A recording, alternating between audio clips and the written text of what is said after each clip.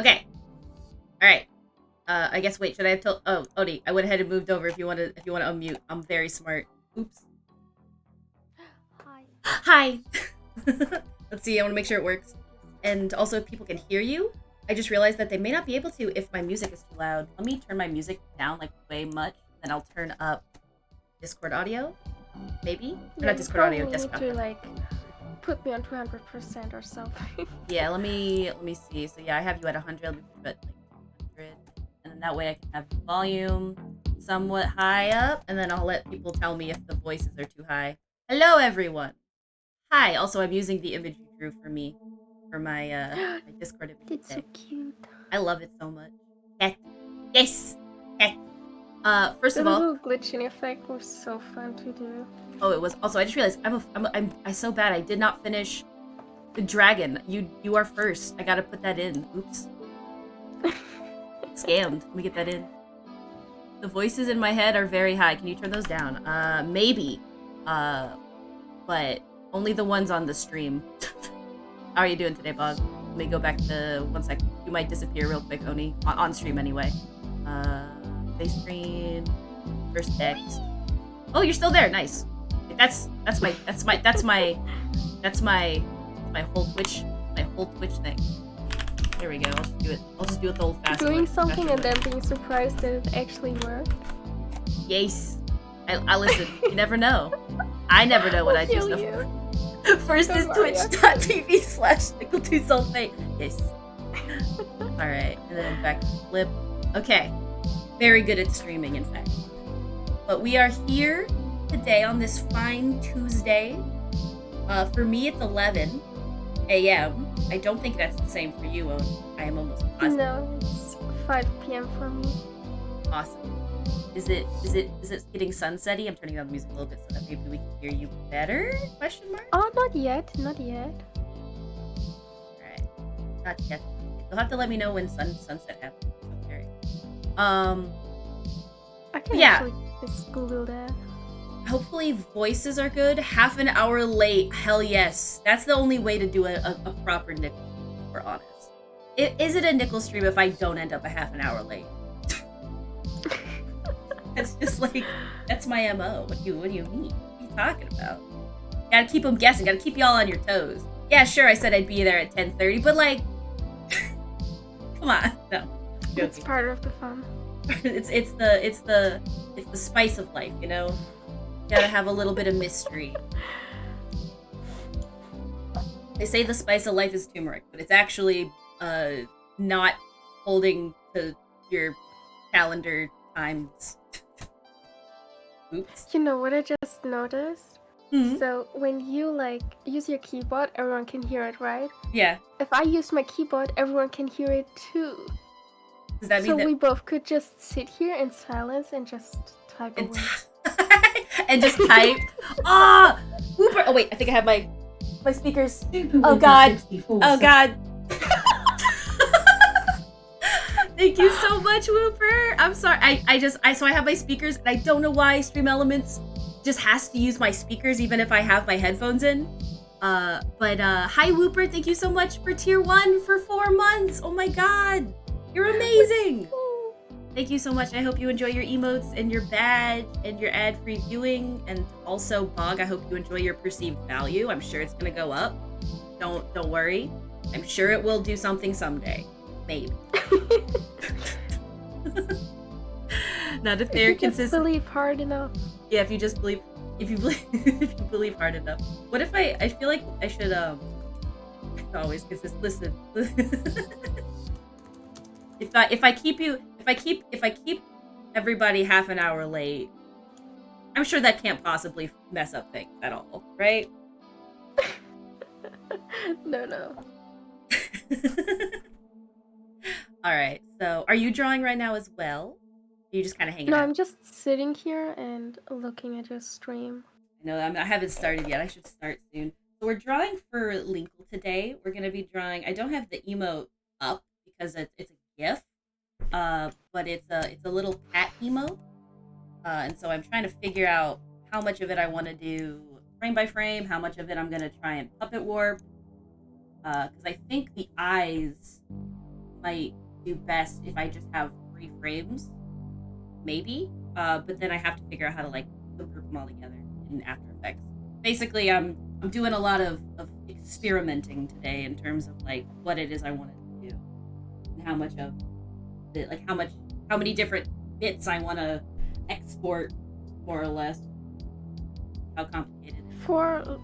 For like pieces like this, I learned not to think too much about it, because it can get intimidating when you're like, how do I do this, and how long will it take me? So I'm like, just take one step at a time, draw it, and after I drew it, I'm gonna like do the different layers, like fill out empty space that I didn't do before, and then we see where we go from there. That's actually not a bad way to think about this, because it is very easy to, and it's one of the reasons why I like to animate. I went to school for animation, but animation can sometimes be very overwhelming because there is just a lot you have to think about, you know? Absolutely. Yeah.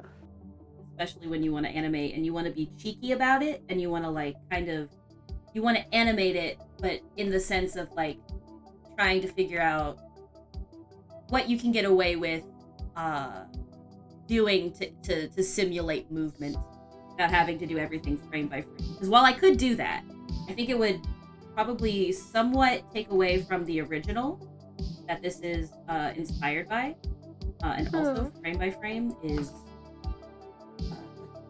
it is possible, but I struggle with it. I can get it takes me a decade sometimes to finish something that should only be 24 frames, just because you do one frame. You say that like 24 frames aren't that much, holy shit. Exactly. That's what I'm saying. Well, because it's like when you think about it, because it's supposed to be 24 frames a second, right? So if you think about how much a second is, 60 seconds in 6 seconds a minute. A second is not a lot, but in terms of drawing that to make movement, oh boy, that's at least 24 drawings. You gotta color and shit. Oh boy. Yeah. I think I'm gonna do the little, because I don't have the ref, but Linkle's little ref has like a little tuft of hair at the top of the head that's kind of like this. And I think I'm gonna make it so that it goes from down here, where it's like being like touched by the head, and then maybe make it go up. But I don't know how many frames I can get away with that. See how many frames I can get away with that with. I also thought about like for animations, wouldn't it be so smart to have the sketch and then try to animate your sketch so you know right from the get-go what you're dealing with, and you're not dealing with any weird empty space or weird jumps. But also, that's so much work. I think that's what I'm gonna do though. I think I'm gonna animate this as a sketch just to see what it looks like first, because you're right. Yeah. Like it is a lot of work. You're absolutely correct on that as well. Also, I just realized I want to look at these text cats. Am I allowed to have seconds? Yes, you are allowed to have seconds. Seconds are good.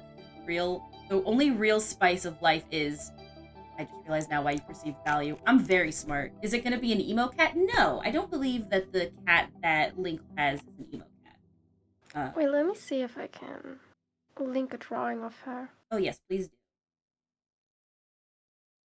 I think I'm going to also think about maybe I should do this in 2 different drawings. Cut this now. Cut here as well. If I sketch this in layers, that might help me out.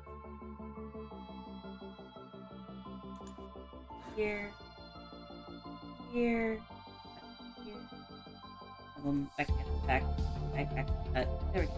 Cut.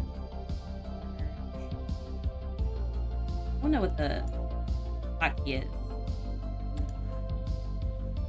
Hotkey for merge. Oh, there's actually one for merge layer below. Maybe I should make it. Use it so much.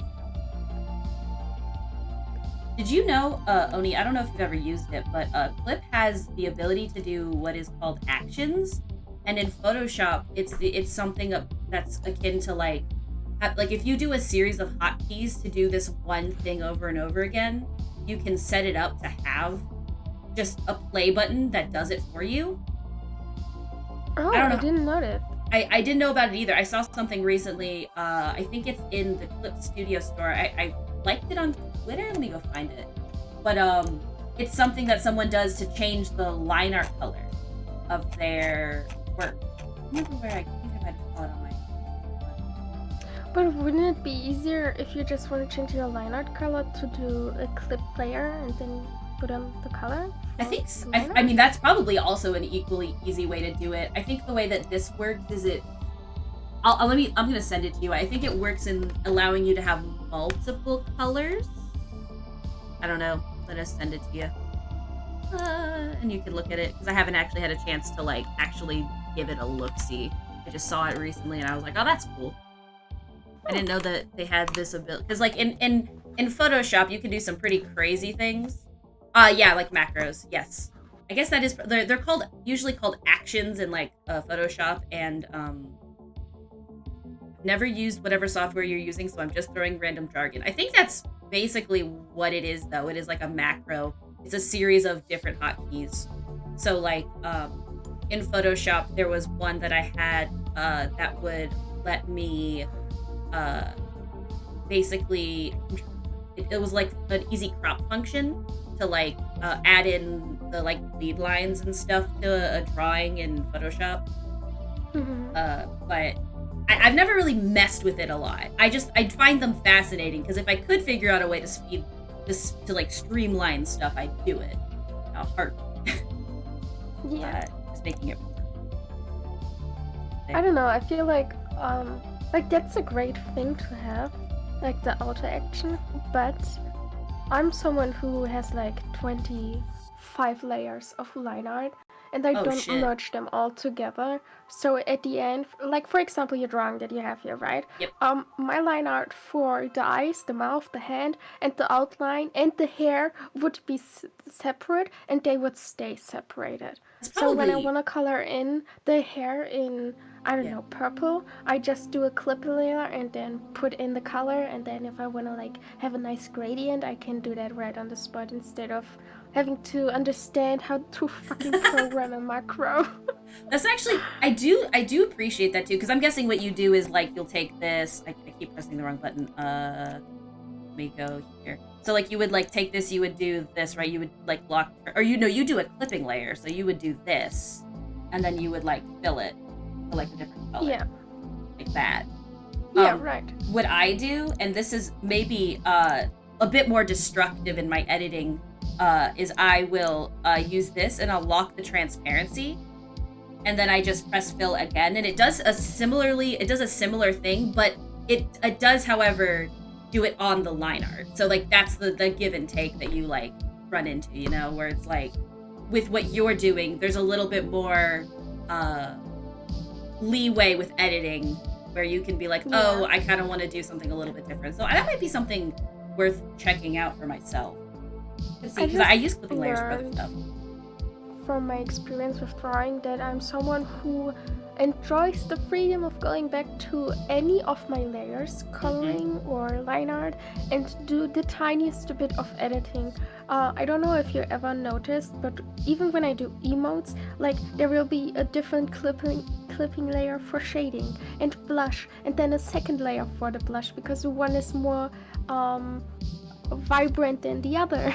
And just if I like add a little dot to the blush to do like these cute little highlights, that will be a different layer also. Just because I'm so afraid to merge anything, and then I want to go back. Let's say I want to delete that little white dot, then I would have to deal with the shading of the skin and also the blush, and I just want to erase that little tiny bit. It would get so complicated. I can see the use in that, actually. This is probably also why live 2D probably works really well for you in the future when you as you start learning that more, because I think that's a lot of what people do, right? They'll have like several layers of stuff, especially for like the face. Like they'll have stuff for like the eyes, the eyelid, the sclera, which is like the white part of your eye, and then like the actual eye part, and then Lord knows how many different layers for just the eye itself. Yeah, when I did my first 2D model, layering wasn't a problem for me. Drawing was the problem for me. But layering was just a side product because I already do that in such an excessive amount. I just had to keep some things in mind, like drawing what is underneath the thing. Yes. Like for example, I find the way that live 2D work very fascinating. For example, things like the mouth. It makes me think of like and I don't know if you know what I mean when I say orthographic, but in 3D modeling, when you're looking at something like completely flat, if you take like a 3D object and then you flatten it out so that you can see all sides of it, that's like considered an orthographic view. It just kind of reminds me of that because you're like getting the teeth, the back of the teeth, you get the inside of the mouth, you get the back of the throat, you get the tongue as a separate object. It's insane to me. And then you have that all separated on different layers. Wild. Some of the things that people do with live 2D is what? I don't even know. Live 2D is so insane. I can't wrap my skilled brain around it. I never hear that word, skilled. That's a funny word. So it's a Skittle is a I don't know if you guys have it in Germany, but it's a little candy. Oh yeah, right. Yeah. I'm stupid. No, you're not stupid. We do have it. It might be a different. What do you guys call it? Is it, do you guys call it Skittles in Germany, or do you guys? Yeah, have, like, we literally call it Skittles. Hey man. I think I had them once or twice, and I don't like them, and that's probably why I'm like, yo, that It's word, true. never saw it before. I guess they're considered exotic snacks. That's probably fair. I don't even know where are Skittles made here. Like, did we make them? That sounds probably right. I would believe that. I feel like that sounds right. I don't know, man. There's a lot of candy that I feel like that was made in America that super wasn't though. So valid. But yeah, live 2D can be intimidating. Me and Nico, we talked about this off stream a little bit. I feel like getting into it is the hardest part, but once you're in it, it's kind of more easy. It's like riding a bike, but sometimes you have to go up a hill or something, but you still know how to ride that bike. But getting to know how to ride a bike is really difficult. Yes. Oh my god, yes. I just realized something about what I'm doing here, and I realized that I'm gonna have to make this a little... Yes! Hello, Linko! I hope you're having a good day today. I have Oni on stream while we talk about live 2D and also talk about just raw. Which is why I'm going into the fact that I realized how I'm doing this right now, I'm going to have to actually increase the canvas size, because if I want to edit this in a canvas to the size, I should have extra, right? Like I should have the ears, I should probably have the other side of the face in case that ends up getting, because otherwise, you know, when you start puppet warping that, if it clips, you'll get the side, you'll get the whole edge, and that's just not, I don't need that. Let's increase the size of the canvas by like, I wish Clip had the ability to like, I just write ×2 to it. I think you have to do like 600 by 600, and then account for that. That Monka E emote is me. I love it. I'm getting ready for food. I'm like, oh my god, food. Have you seen Wide Monka E? No, do you have it? Yes. It was Kareem made it. It's just a little bit. It's just a little bit, you know. It's just a little bit wider, a little bit more girth. I keep pressing forward. Oh my god, the frames that are getting flown around your screen. It's just a front view. Let's go again. Wide Monka E. I love Wait, which one does it decide to do? It just does the it just does the first frame. So it's just wide, a little horse. I love that. That's amazing. Oh, that one actually does though. That's funny too, because that actually is animated. I hope that look at it go. He going in a circle, you know. Having a good time. I support the little horsey. Having a good time. I wonder what's the difference between the wide one and the not wide one. Why one is animated on screen and the other isn't. If I, it has like to do with resources. I think it has to do with Kareem. Did you upload Wide Monkey E to 7 TV? Because that might be why. It might be because it might be because it's on 7 TV and the Stream Elements little emote overlay that lets you like have it float on screen. I don't think works with 7 TV yet. Hopefully they do that. But they're both 7 TV. Then that's really weird. Oh God! I love that. I kind of. They're happy. Look how happy they are. Punch the little guy. Be like, I don't mind that kind of stuff. That's funny to me. I think I need to make the canvas a little bit bigger again. Cool, but I think I need to make it width-wise. Enjoy your lurk, Linkle. Yes, I hope work is well.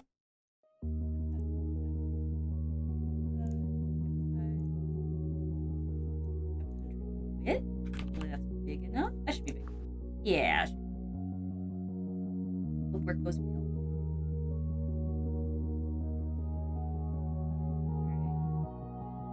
Or maybe I should ping my Discord. Let them know. And if you want.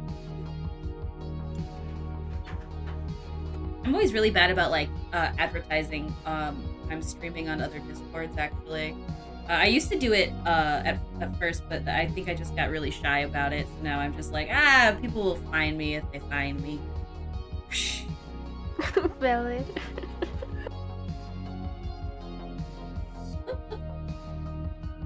I think I need to make them here. Yeah, there we go. The canvas. I don't know if it was you I talked about this or not, but like flipping the canvas, I hear that some people don't do it and others do it a lot, and people judge how much you do it. Yes. It was probably on this stream because I can't get over that. I can't get over how people are weird about it.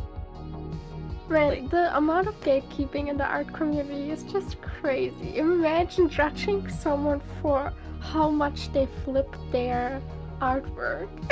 I just the way I see it is art tools and techniques are there for you to either implement or ignore, right? Like you can either flip it because it so for example, it helped me in this instance because I was struggling with this ear. I was like, I can't figure it out, trying to draw it left to right in terms of like from the perspective it was. So I flipped it so that it was closer to my dominant hand, and with that I was able to like more appropriately get what I'm trying to get out of it. And like I always just feel like, you know, if it works, it works. If it don't work, it's fine. As I don't flip mine because it looks great in the direction I want it to be in, and who cares how it looks the other way. That's not a terrible way to see it as well. I think that like it's important to consider that as well. Mostly flipping is for if you look at your drawing the normal way and it looks weird, it's a great way to like get an idea of why it looks weird. Because if it looks weird normal, it's definitely gonna look weird flipped, right? Like it's a good way to kind of diagnose issues, kind of. Yeah. Also, like helps your eye to, like what Kareem said. Sometimes you look at your drawing so long that you don't see it anymore. You don't see it a drawing. You only see the lines, and you need to, I don't know, you need to refresh your eye to what you're looking at. And flipping the image helps a lot. At least to me, I started flipping images very early on. I disliked it so much because when I started doing it, I would have the problem like I flip it after an hour and it looked like shit, and I'm like, oh my god, I hate this.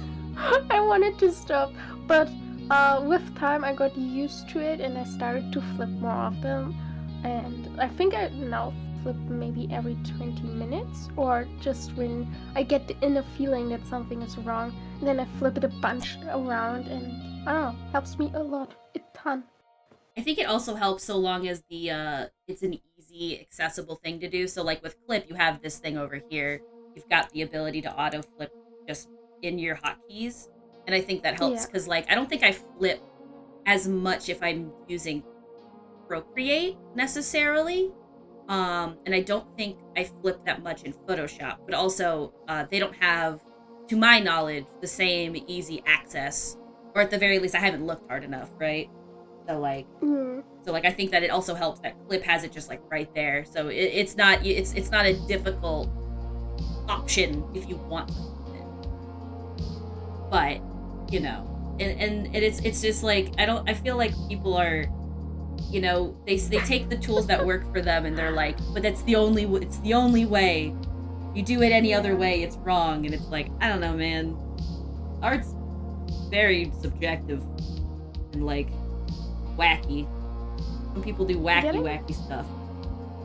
Getting to understand that can do so much for your mind. I know when I started, or like even a long time after I started drawing and like streaming my drawings, I always was afraid of people judging me for how I do my art. And some, like, I don't know when, but one day I was like, who the fuck cares? Yeah. It's working for me, so why would I care if other people judge it? Like, I don't know. It's like if you eat something and someone is like, you're eating this wrong. And I'm like, no, bitch. I'm not. Let me enjoy my toast. Listen, yes, exactly. I think that like, and I think there's a difference between critique and just judgment too, right? Especially like when it comes to a good technique. Because I think like it's okay to give people like, hey, this might be easier for you, and it's also okay if people don't do it. I feel like sometimes and it probably has to do with the fact that the art community as a whole is a semblance of multiples of people, right? We're talking professionals and hobbyists. We're talking sculptors and painters and like all there's so much you can put into that category that you got all kinds of people with all kinds of opinions. Yeah. All of them. I also feel like the people who are who gatekeep your arting, I feel like they are the people who had to struggle themselves with something, and they're like, why do I have to struggle and you just do the easy way out? Like, it's not okay for them to still gatekeep it, but that's the only explanation I have for it. It's not a terrible one. I think there's a lot to say about that, honestly. I mean, and there's, first of all, Edbo, hi. I hope you're having a good day. Hi, I'm give you a big hug.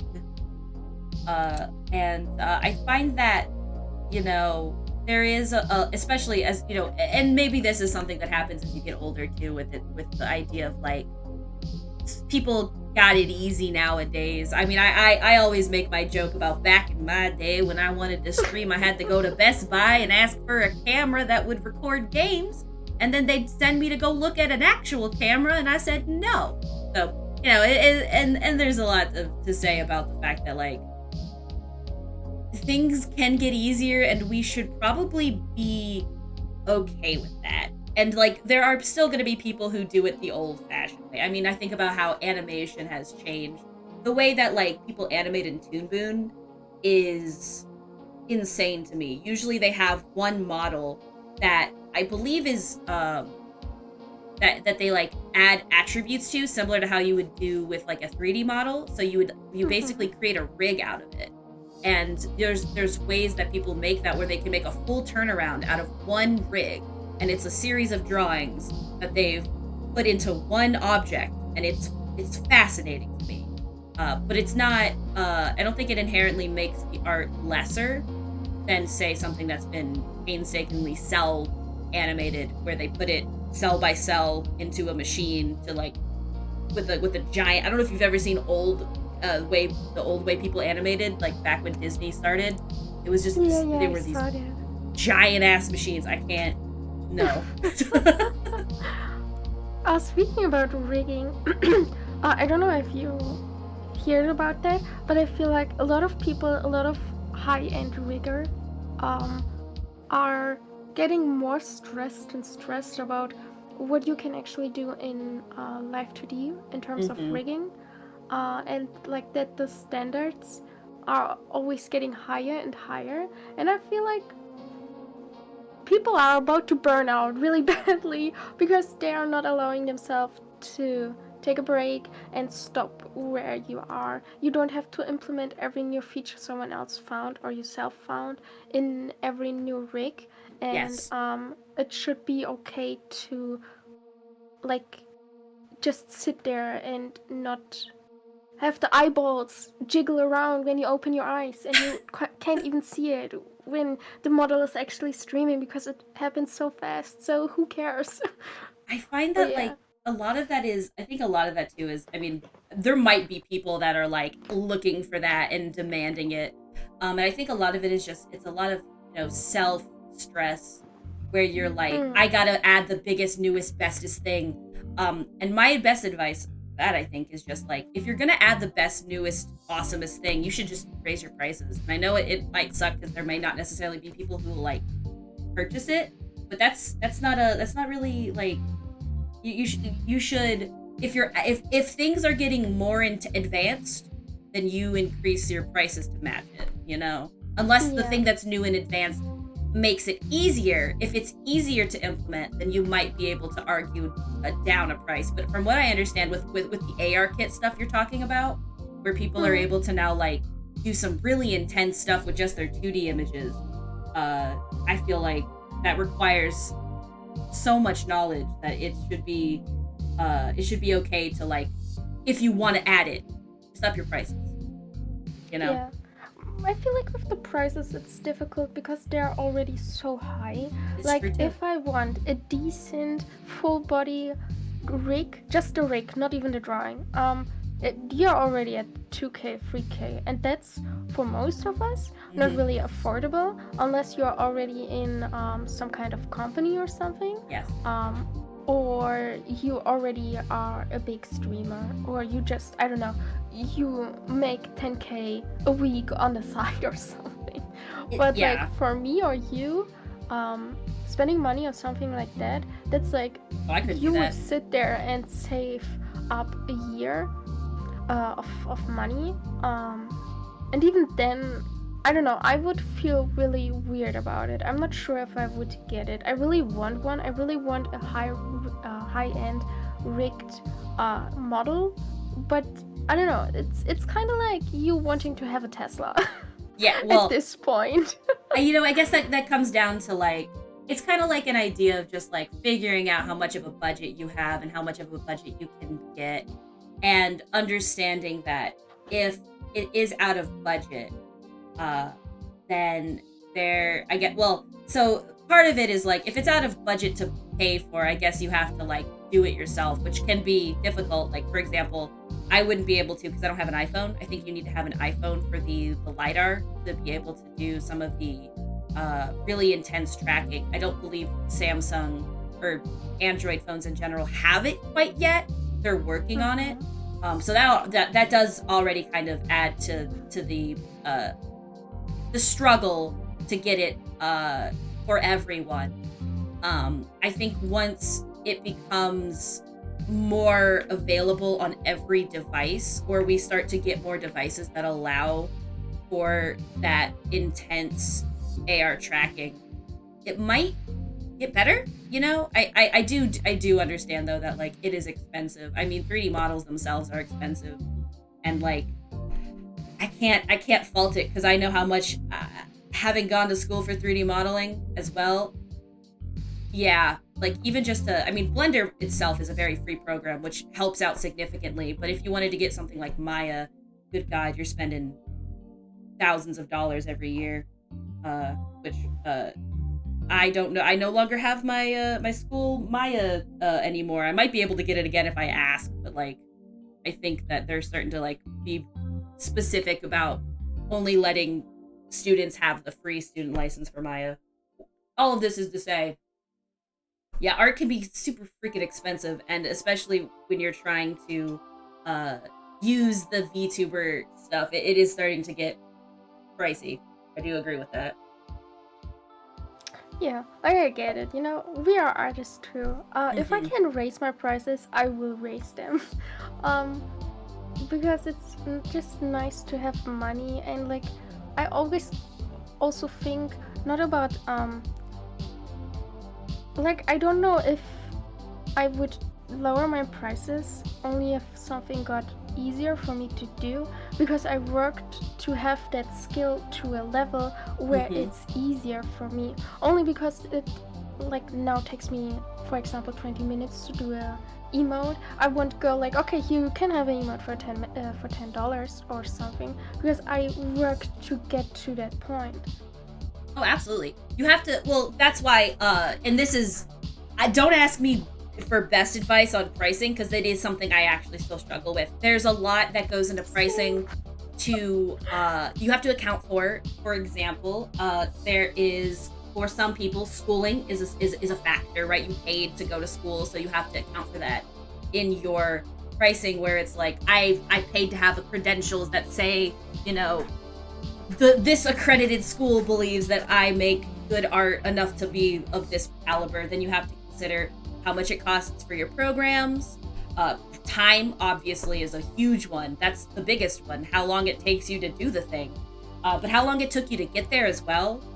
Even if you are doing it not necessarily by school, the amount of time you took to get to where you are is still valuable, whether or not you have a degree, right? Like you still have to account for that as well. Um, and then like you have, you know, PC cost. If you're drawing with your PC, you have to at least like you don't have to add like money to that, but those are just things you have to consider when it comes to like, if my PC explodes, how do I do art? And I realize now that kind of happened to you, but it's a thing that, you know, it's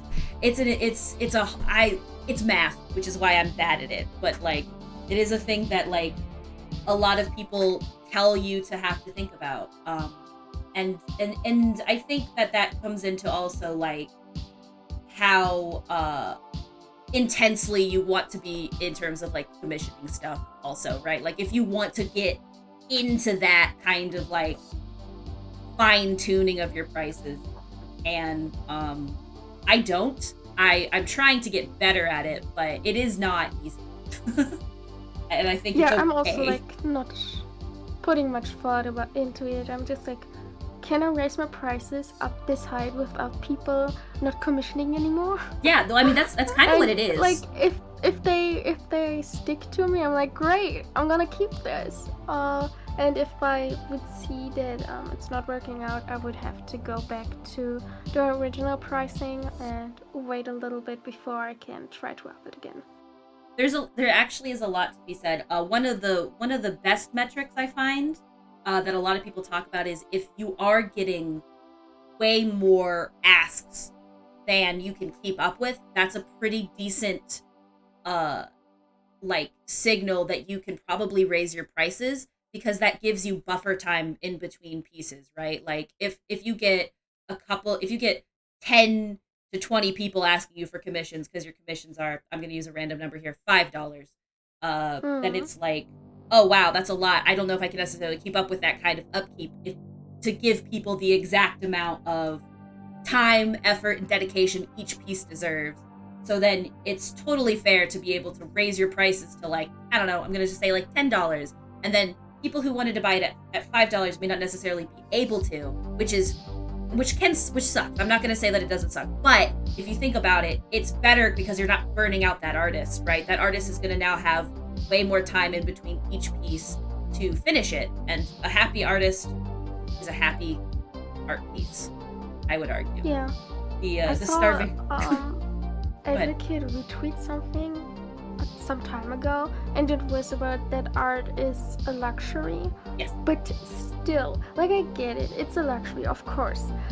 But we now had all this talk about the money and raising and stuff, but where do you stop? Where do you stop raising stuff? For example, with the rigging. Mm-hmm. I get that it's time consuming and you need to learn a lot, but I don't know. If you have prices that are so high that only people who make 10 grand a week can afford it, is it really right? Well, you know, I think that gets into some like really intense debate of like where, you know, we're getting into like kind of the idea of what capitalism does to art, right? Because like if you think about it's like you're saying, art is usually a luxury because it's a form of self-expression and not necessarily. I personally believe even if people don't think of themselves as creative, we all are a little bit of, at the very least, artistic in what we want it. If we're really into something and we're really passionate about it, then that kind of will lead into you treating your work artisanally, I suppose. And there's a lot to be said that as things become more, I'm trying to think of a good way to say this, but it's like, as things become more commodified, how do you balance the price of how much something should cost to allow for a steady and fair user base versus like how you can like keep your roof over your head and make sure you pay rent. And I'm not an economist, so I definitely have a hard time with that. And I understand that like it does suck when you can't get art that you would like, and because of the amount of stuff that you have to do for it. I think that it's possible to maybe, I guess really the only solution, and I know it's not like the best one in terms of like what you want, but I think it's just like you gotta consider all of the different factors, like how much does it cost to, for example, Blender is free, which is good, and so you don't have to account for that in terms of it, but I don't believe Live 2D is free. I believe you have to pay for that, right? So you have to at least consider how much cost that is to have every month. And I don't know what a reasonable price is for something that's like a live two-dimensional, like a two-dimensional art that is being rigged. I don't know what the price is for that. I know that a decent price for AR tracking for a 3D model where the person is just doing the tracking, where they just are given a model and then they just do the tracking, I believe is like, I want to say it's like $1,000 in USD, and it is a lot of money, which is why I have to wait to even bother to do something like that, or just figure it out myself. But it's because the you have to have an iPhone, which you can technically get like a jailbroken one for I think $300 USD. But then you have to get that. You have to get the model, which is more associated with time versus money, depending on math. I'm so sorry. I hope this is like. No, don't worry. I'm enjoying listening to you. Well, because and these are all things that like I think about, but that I don't have like very defined monetary thought processes on. But they're all things that like I know you have to think about when it comes to art. Monetizing art is difficult. In a perfect world, you would want to have artists be able to live freely and not inherently charge for their art. I guess like in a perfect, like utopian society, art could be like freely used, and that's the world I crave. But hashtag we live in a society, I guess. Art pricing, like for the model, like my 3D model, what do you think? I don't know if you know the pricing, but if you don't, what do you think how much I paid for that 3D model? It was made in VODS Studio, right? Is it 100% VODS Studio? I think so, yes. If it's I don't think there's any Blender or something. Like if it's 100% VODS Studio with no like Unity, I like they probably had to put it. Well, maybe they didn't have to put it into Unity. If they made it if it's just VRoid, like you do everything in that program. I want to say the initial price that comes to my mind is $300 USD. That's the very first price that comes to mind. I don't know if that's accurate or too high. But that's where I go. I paid $60. $60. Yeah. What? I mean, how? I saw that and like I don't know. I think the problem is like oh my god, Fiverr is just like so crazy. Mm-hmm. If you could do a whole iceberg of that fucking thing, because on one side you have like artists who know their pricing well, and they not only do they know their own pricing, but they also account for like let's say they charge in US dollars. So that's why mine was $60 because they were from like, I don't know, Spain or something, and $60 is for them like having, they could buy a fucking car with that.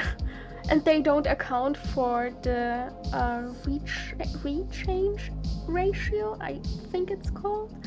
So switching between like currencies. Is that what you mean? Yeah.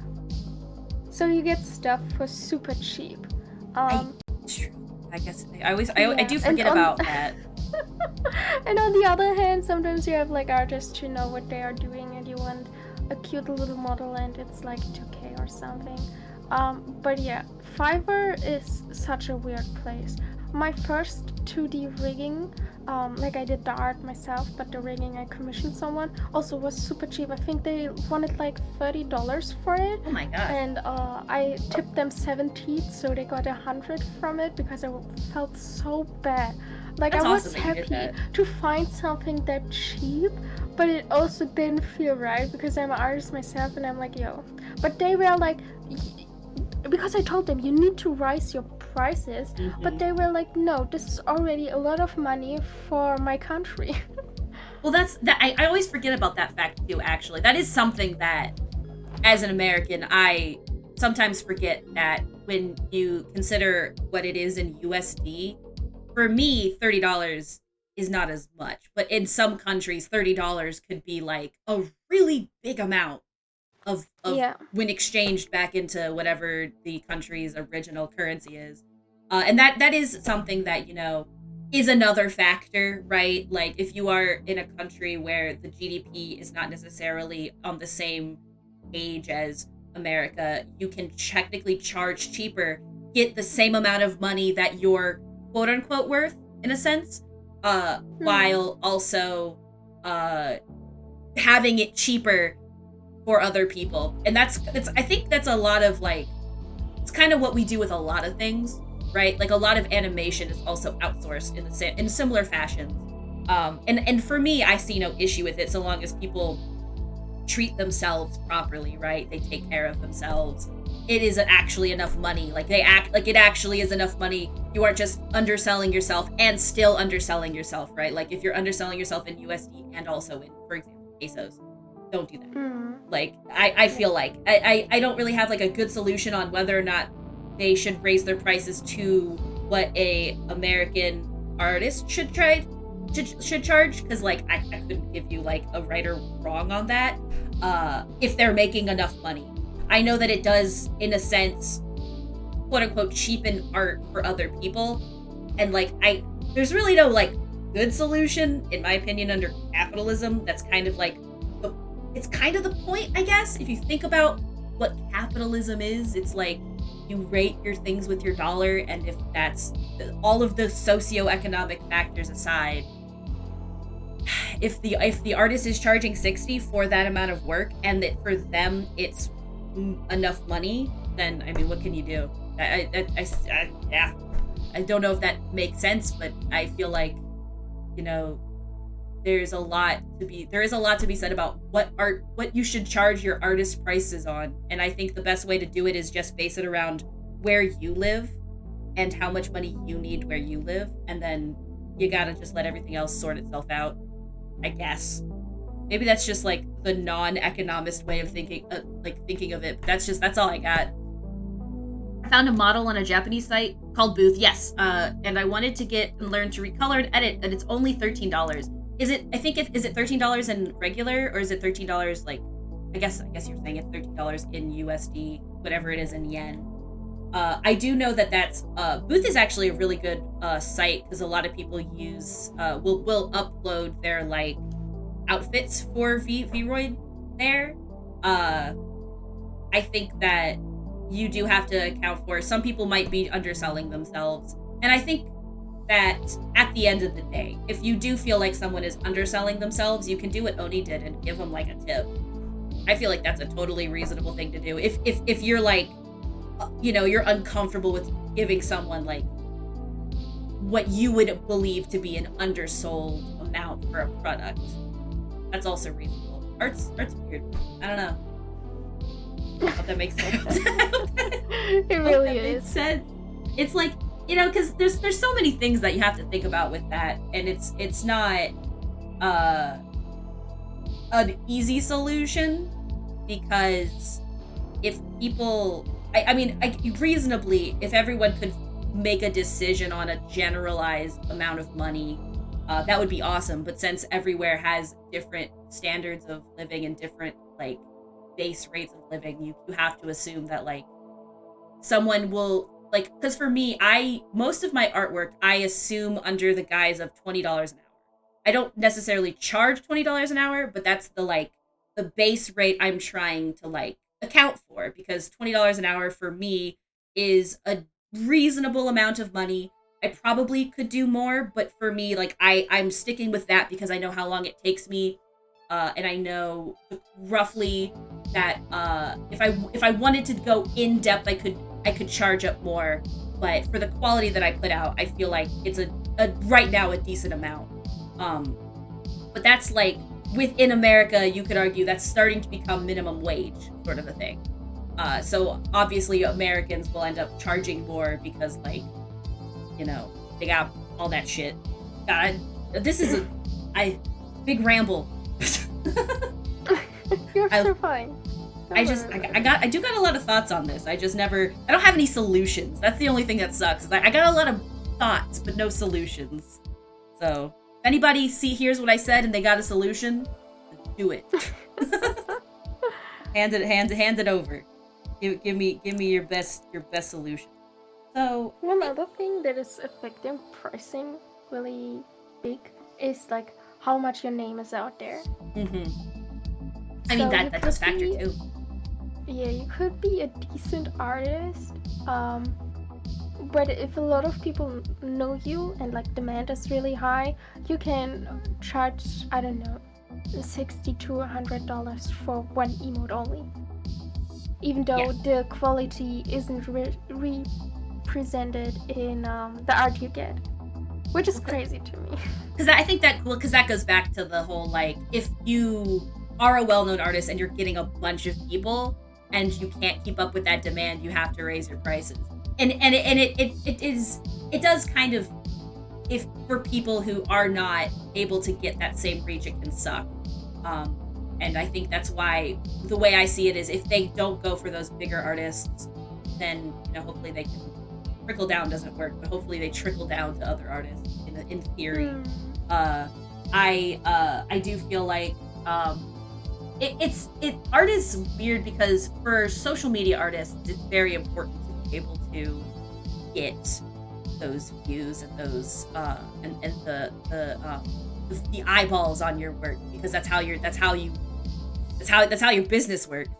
I know that when you get into more corporate stuff, it becomes less necessary.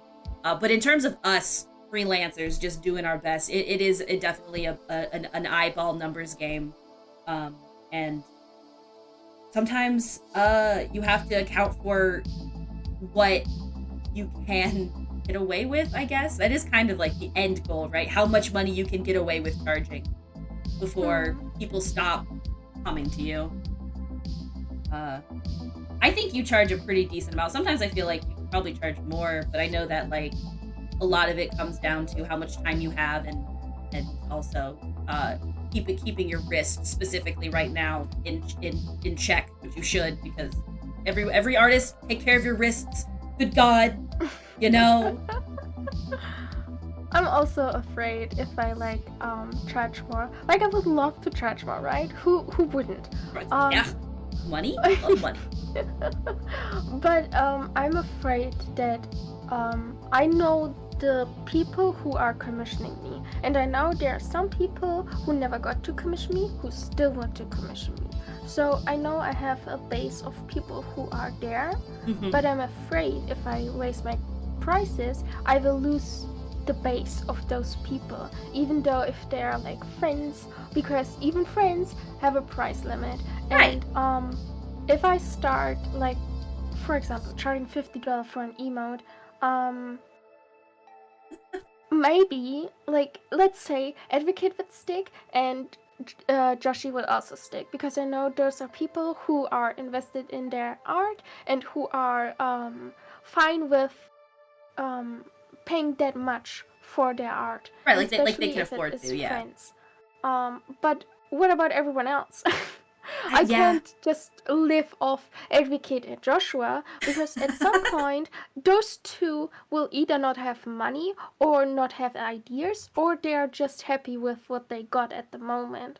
So that's a big concern for me for pricing. I want to keep a price where also new customers who maybe just saw my art are still interested enough to consider commissioning me, because the pricing isn't out of this world. And I lost my thought. No, I think I understand exactly what you're saying. Yeah. I just wanted to say, Link will take care of your wrists. Don't this is a threat. Take care of your wrists, or I'll hold them. Hold your hands. I don't know how to make the eyeball numbers go up either. I think that is like, I don't even know. Some people say draw fan art. I've tried. I can't get into it. I prefer to draw my stinky little OCs, or draw other people's stinky little OCs that they pay me to draw. Don't really. I mean, like, sometimes I get like brief inspirations, but I never act on it, and because I don't think it'll last long enough to make a fully visualized piece. So I do understand that, Kareem. Also, in terms of what you said about trying to figure that out, I will say that when you raise prices, there is always that risk of losing specific people. And like, I totally think it's valid to be stressed about that. I think that it's also okay to understand that it is okay to do that. And if people shouldn't, I don't think people will be what I would say to be unreasonable if you raised your prices, right? Like, I think at the worst that you might get is like, oh, I'll have to wait and save up money, or you could start doing things where one of the things that I'm starting to do is half and half. And so what I do is I'll do half for the sketch phase, and then I'll do the other half when it's finished. And sometimes splitting that up for some people can be better, because they don't have to try and pay the whole thing at the end or the whole thing at the beginning. I do have some people who just want to pay me all up front, which is wild to me. But I think that, like, it's, there are ways to kind of get around that. If you genuinely are like, hey man, I gotta raise my prices, but we can try and work something out. One of the other things I'll do is, like, if, for example, if you have a queue of people that you have like a list of that you already have like quoted, one of the things that I'll do is I'll just leave the, like, if someone quotes me, or I give them a quote for art, I'll get in, and it hasn't been like 7 months since I gave them that quote, where, like, like, in terms of like, not 7 months while I'm working on a piece, but 7 months where I'm not necessarily working on a piece, I'll keep that quote even if my prices are different, right? So it's like, I've already quoted you this price, I've already given you this price as the price that we've discussed, even though technically speaking it may be below what I said it was gonna, or below what I am now. It's totally reasonable to try and keep the client relationship where you actually, like, consider the financial situations of people. Like, I also consider that, I've had some pieces where I had to wait a couple of months before I got paid, and all I did was I just didn't give them the piece until it was ready, like, until they were able to pay it, Yeah. It's like a contract. And a lot, that's actually, contracts are super pog. I don't have like an actual written contract yet. I just have a TOS in my PayPal invoicing. But that's also, I also risk losing money with PayPal invoicing, right? Like, I don't do the PayPal.me thing. I use actual invoices, and so PayPal takes some of my money. But in doing so, I have this sort of a little bit more protection in terms of having that sort of TOS. Here's my list of things that you should expect from me. Here's the list of things I expect from you. Let's do this dance, And sometimes it can be, difficult Oh, you had a TOS in the invoice? Oops. Oh, no. You're... the TOS is more like, it's like the thing that should happen. If things are different, I mention it in the invoice as well. So, like, for example, you paid up front. I mentioned that in my invoice. That way I don't forget and then, like, or, we accidentally double charge or something silly. You know what I'm saying? I definitely don't like so I just look for where can I tip. I usually will, like, with PayPal invoices, you can click an option for tipping. And I'll usually do that. Or you can also clip partial payments up to a certain amount. That being said, PayPal did raise their fees, and it is chunky. So, that is another thing you have to risk. If you're going to use the PayPal invoicing, you might lose more money at the moment than you intend. Also, I love that everyone likes talking about this, and I hope this helps Oni some. I don't know if it helps, because I know that some of it is like anxiety, and that's like a reasonable thing. I'm anxious about raising my prices too. Like, I understand completely. And I just hope that maybe it calms you, because I think you're a great artist, and I think that you have. Thank you. I really do. I think that you do an amazing job. One of the things that I like about your work that I wish I could do better at is you are very good at your time management on getting stuff done. And I think that's super great, I think, for emote artists especially. For Twitch. Do you know my beginnings of being an emote artist? Oh, tell me. Give me the deets. Oh give me my the god, treats. my beginnings were so worse. So bad. Oh, I started doing emotes, right? And like, I think I'm not sure how I got to that point. I know that I opened my Discord and it was super exciting. I was like, yo, if you like react to this or something, you get 2 emotes for free. And then 5 people reacted to it, and then I had to draw 10 emotes for free. I was sitting there sweating, and my dumb brain also took other commissions while I had those commissions open from 5 other people. So commissions were building up, and I think for like 3 months or something, I did nothing. I didn't draw art. I was sitting there, and I was so stressed Well, you burned from yourself the out. work I put on myself that I couldn't do anything. And from that point onward, I learned my lesson. So when I take commissions, it's only 1 or 2 people. That's okay. But I know how you feel. I've only gotten burned out a couple of times. Most of the time, when it comes to working on commissions, it depends on the work that it is. So, like, for example, I find that I will finish illustration work faster than I will finish overlay work if anyone asks me, because I find illustration work much easier for me to work on. I one time had to do a whole set of overlays for a charity stream.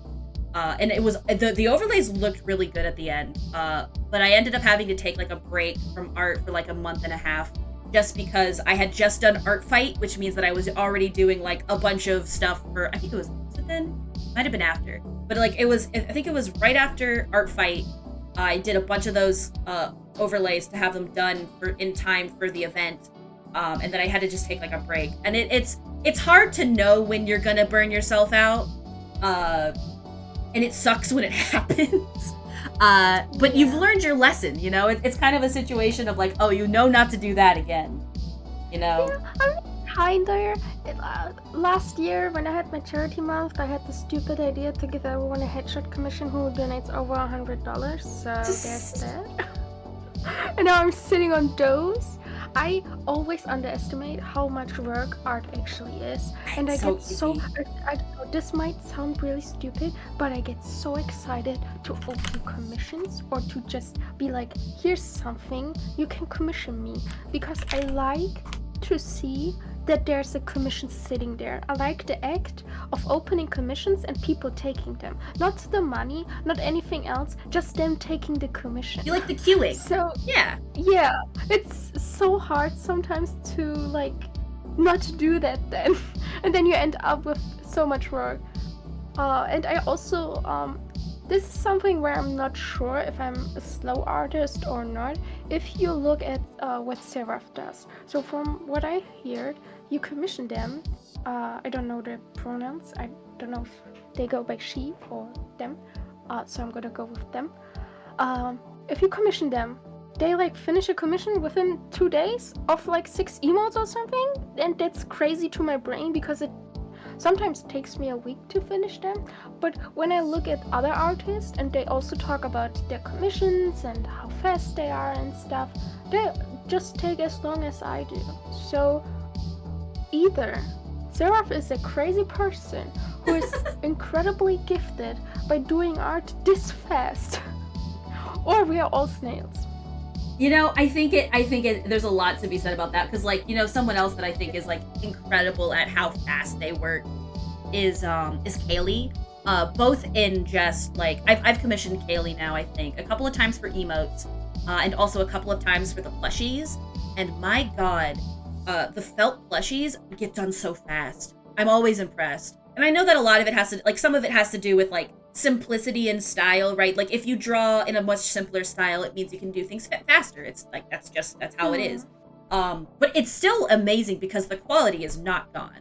I don't know how people do it. I definitely Advo commissioned me I think officially in November for that piece that I did for the ref, and I mean I didn't get to start working on it until January. And so, but it still took me like 2 months to finish that piece. And I don't know if that's a good amount of time or a bad amount of time. But I do feel like, sometimes figuring out how long it takes you to do a piece is part of that pricing, and it's hard. And I think that you're supposed to time yourself, but I'll tell you what, when I'm working on art like I am right now, right now the reason I don't do commissions, if I'm doing a commission, I don't charge by hourly if I do it on stream, because I'm talking like I am right now. But if I were to time myself, there's so much time that I am doing other things, or my little skittle brain gets distracted, or I'll open up the canvas and I'll just have it open for 5 hours before I finally get to start working on it. And I don't want to account that into the pricing, because that's not fair to my client, right? Just because I'm like sitting there staring at a canvas and nothing is getting done. It's always like, if you can time yourself and figure out exactly how long it takes you to do stuff, that helps. But God, that in itself is a skill. I don't know if that even really like answers much of the discussion, but I am fascinated by fast artists. But I think that everyone has their own pace, and so long as you are still like, I do fear sometimes that fear of like getting a commission and either something happening or I'm just taking a really long time, and if somebody's paid me already, I get the fear of like, oh, they're gonna think I'm scamming them. And that's a genuine fear that I have to like not allow to take over, because reasonable people should understand reasonably if things are taking time. Like, and I think like even if you don't have any updates, like if you haven't gotten an update in like a month, just explaining it is honestly sometimes enough for people.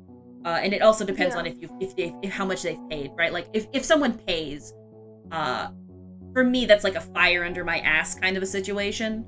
But if they haven't paid yet, it's a little bit more lax. Like it's okay because they haven't charged for it, and I haven't been able to get to it, so we're kind of at a mutual situation.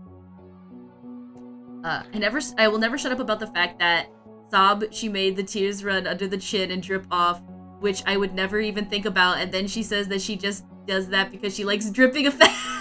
Likes them drippy? Likes them a little drippy? You just take an educated, fascinated, yes.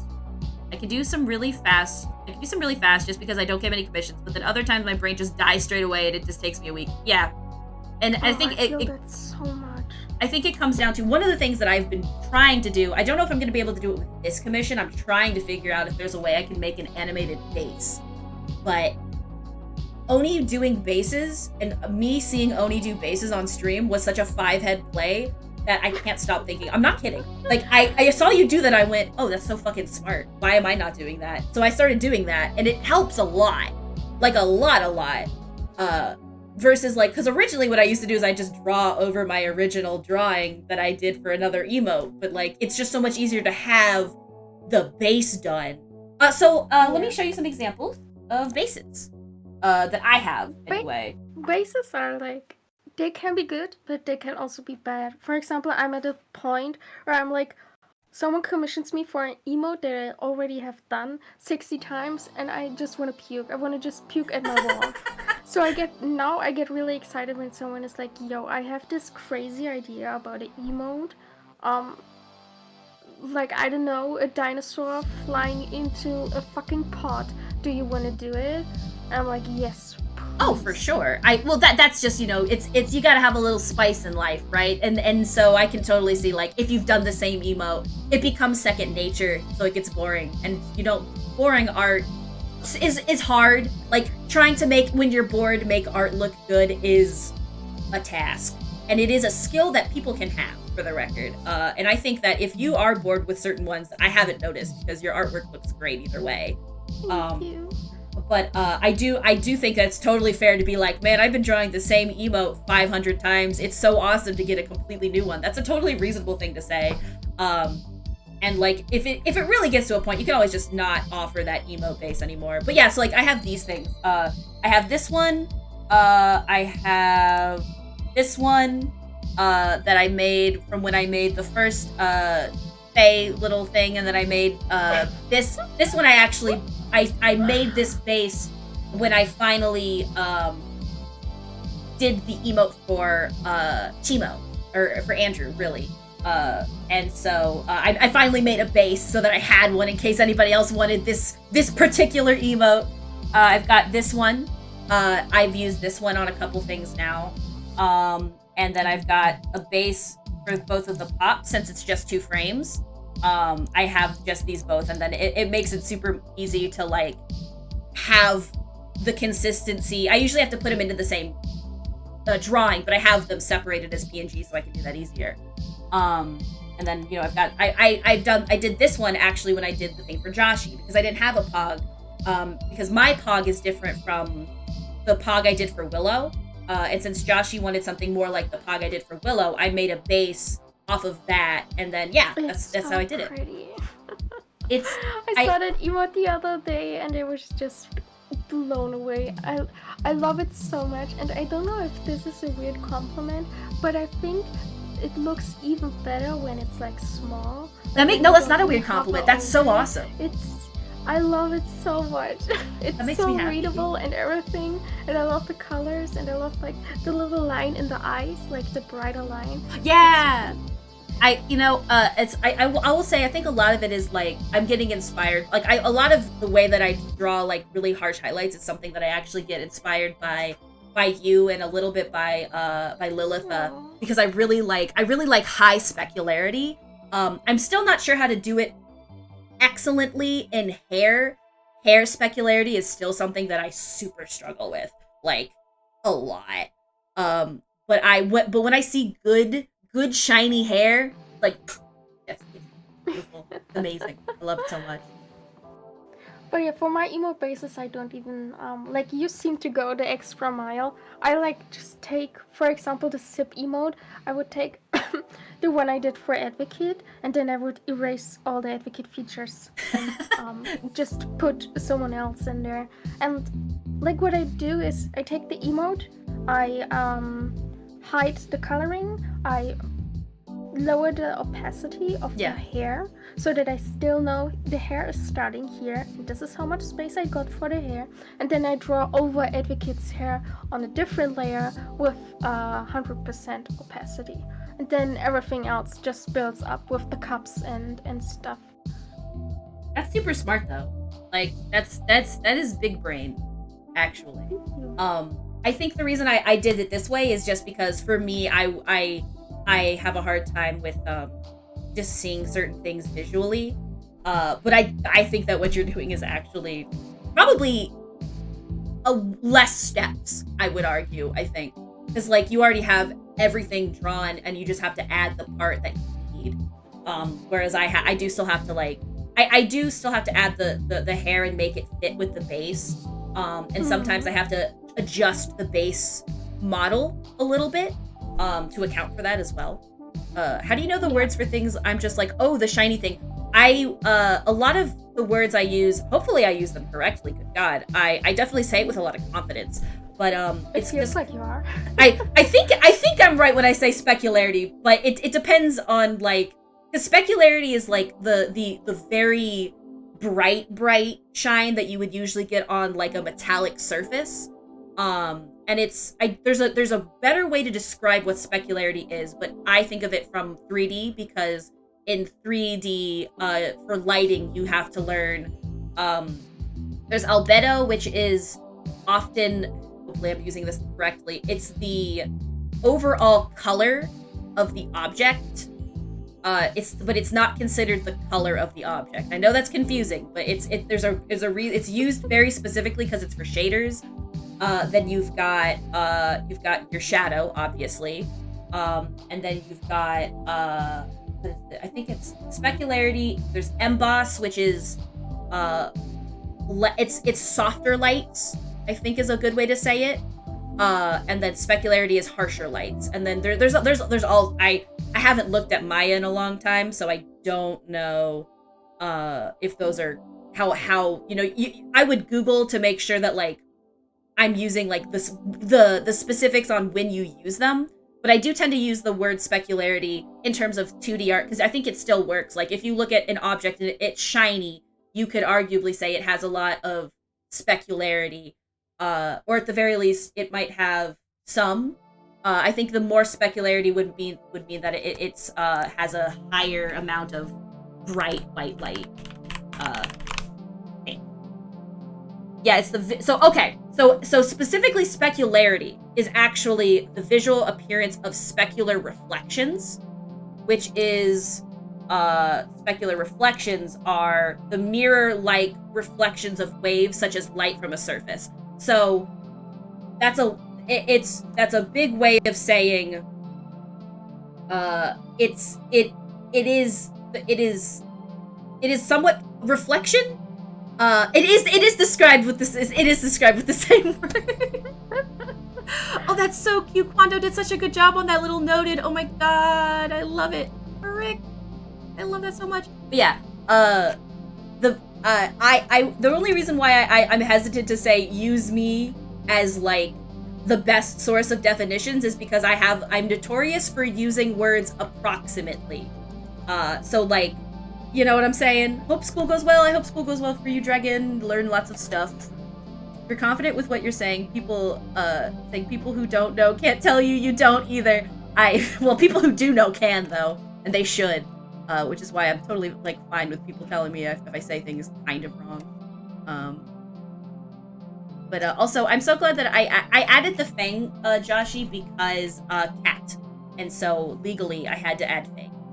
You know, I add one Fang for cat, and I add two Fang for vampire. That is the law of Fang. You know, you can add 4 Fangs for dog or wolf, like 2 at the bottom as well. Good thing I don't know that. If you're when you go in just to school and you start learning things for computer graphics, that's when they start teaching you all of those words, and you can. They also, I think, teach you some of those words if you work in camera lighting for movies, because you use a lot of the same lighting techniques, like 3-point lighting, where you have, I forget what the names of them are, but you have like your base light, you have another light, and then you have a backlight. One of them's called a key light, I think, something like that. You use some of that stuff, so you learn these words, but since I don't do it a lot, I'm definitely like, it's coming back to me kind of a thing. Definitely will just believe what Nickelodeon says. I mean, it's not, I would say artists know what artists are talking about is probably a good way to put it. It's just whether or not the definitions are 100% accurate. This is for me. Because I'm real good at approximation. Very good at those. For example, I don't really know what the different layer styles in Photoshop and Clip do. I don't know like the definition of what multiply does and the definition of what difference is, but I know what they do when I look at them. And so that's what I use. Yes. Probably should learn the definitions, but I always forget.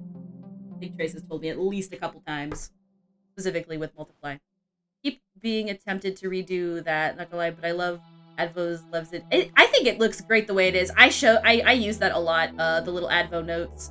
And I've had people tell me it's adorable. So I mean, I think if you wanted to redo it just to have to do it because you feel like you've got a more powerful art prowess on it, I see no issue with that.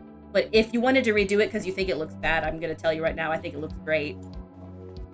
I love the question mark, exclamation mark thingy going Exactly. The way that it's so like, small. ha, and then it's like, aha. It does exactly what you want it to do.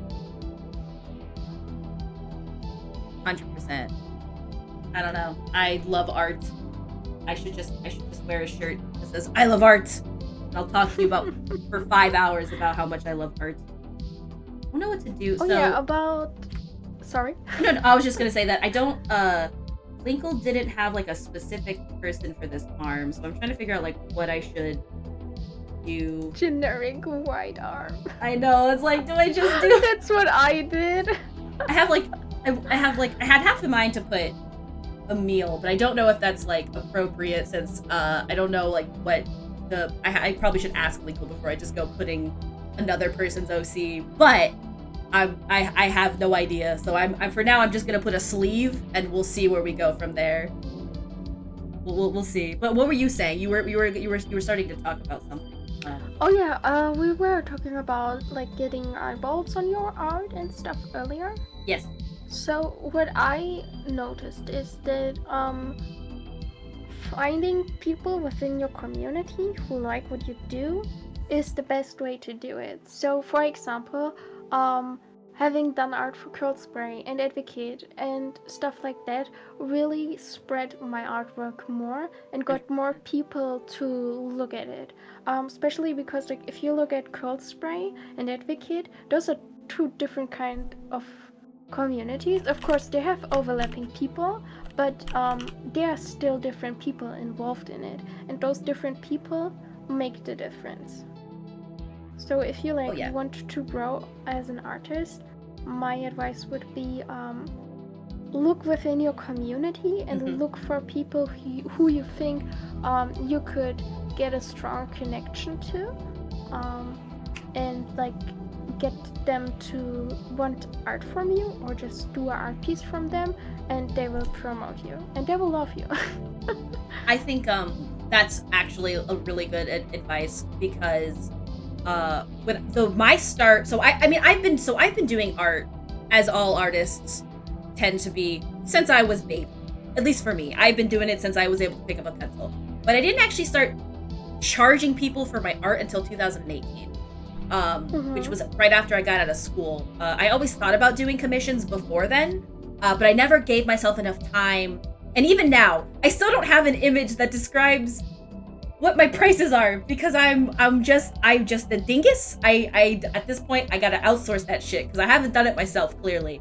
But my first commissioned stuff came from Willow the Whisper because Ari was starting streaming and wanted it started as one day with my group of friends. I was like, give me something to draw and I'm gonna do a little draw. And Ari said, I want a little demon playing on a ukulele. And then I drew the little demon and I kind of drew it looking like them. And they were like, I need this as my mascot now. And so ever since then, like everything that I've done for Ari has been with that little demon emote. And so all of my first overlays, my first emotes, all of my firsts were with that one streamer.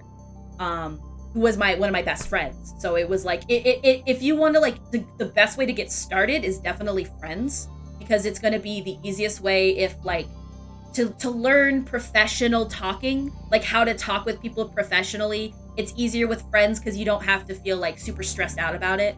And it also helps with like learning like how I guess the word I'm trying to think of the word how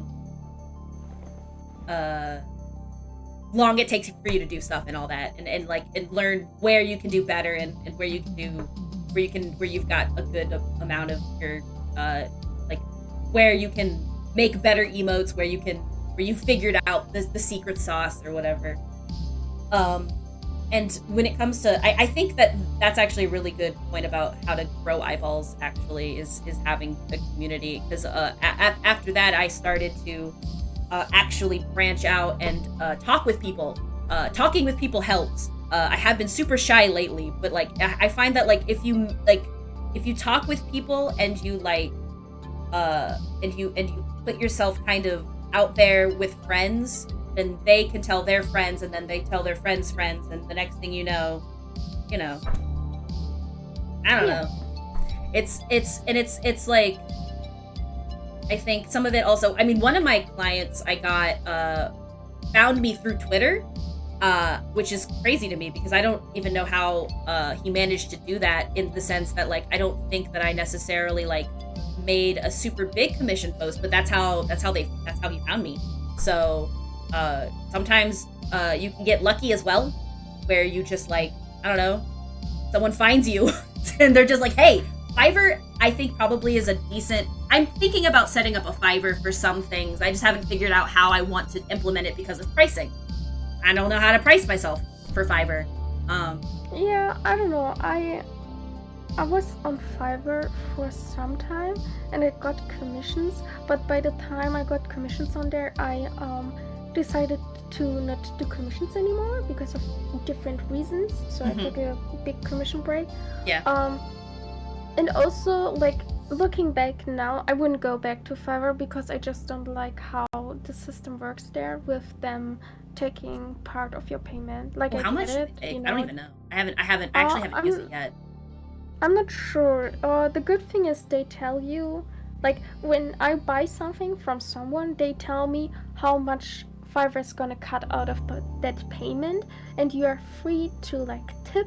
And I think they're trying to be like, yo, we're gonna cut out this payment from them, so you could tip them to give them a full payment, which is like kind of stupid. I mean, I get they're charging, but I guess that's their way of being like, they're like, yeah, well, we do have to take money. And stuff. Yeah. Yeah. I will say, I think I appreciate Fiverr attempting to at least be upfront about that, because PayPal isn't necessarily. And so I think at the very least, at least they say it does still suck. I mean, hey, I don't like that Twitch takes like 50% of everything that, people give me. It always sucks because it's like, technically, you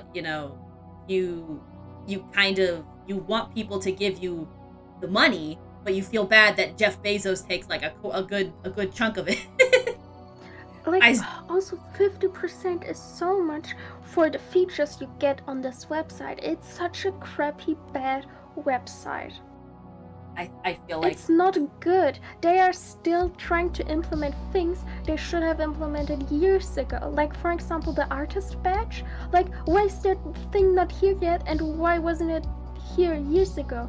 Having emotes is a thing, like, from almost the beginning of Twitch, I believe. Yeah. So why not give the ability to proper credit your artist? You know why it's not a thing? Because Twitch doesn't care. Well, it's definitely a situation of margin profit. They definitely that partially matters. 100%. I'm gonna mess around with I'm gonna see how much what I can manipulate in After Effects today. I think that's what I'm gonna do next. Because I have like a decent amount of like this sketch, but I want to play with the sketch and see how much it does. It doesn't make Twitch money. Oh shit. Yep. That's why they don't do it. They gotta make the money voice.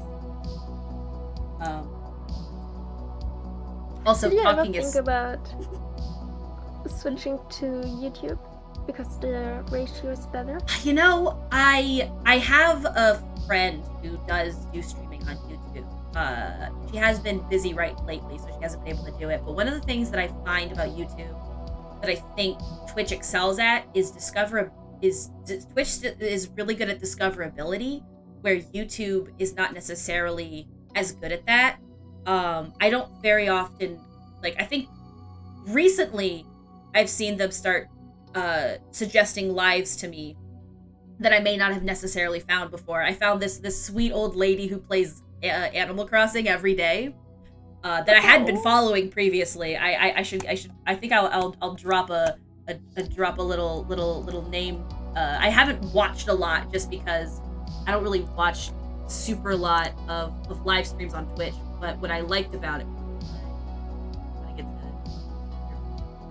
why am I old? Too old for this stuff. I follow 490 people on YouTube, which is probably not necessarily that much to consider.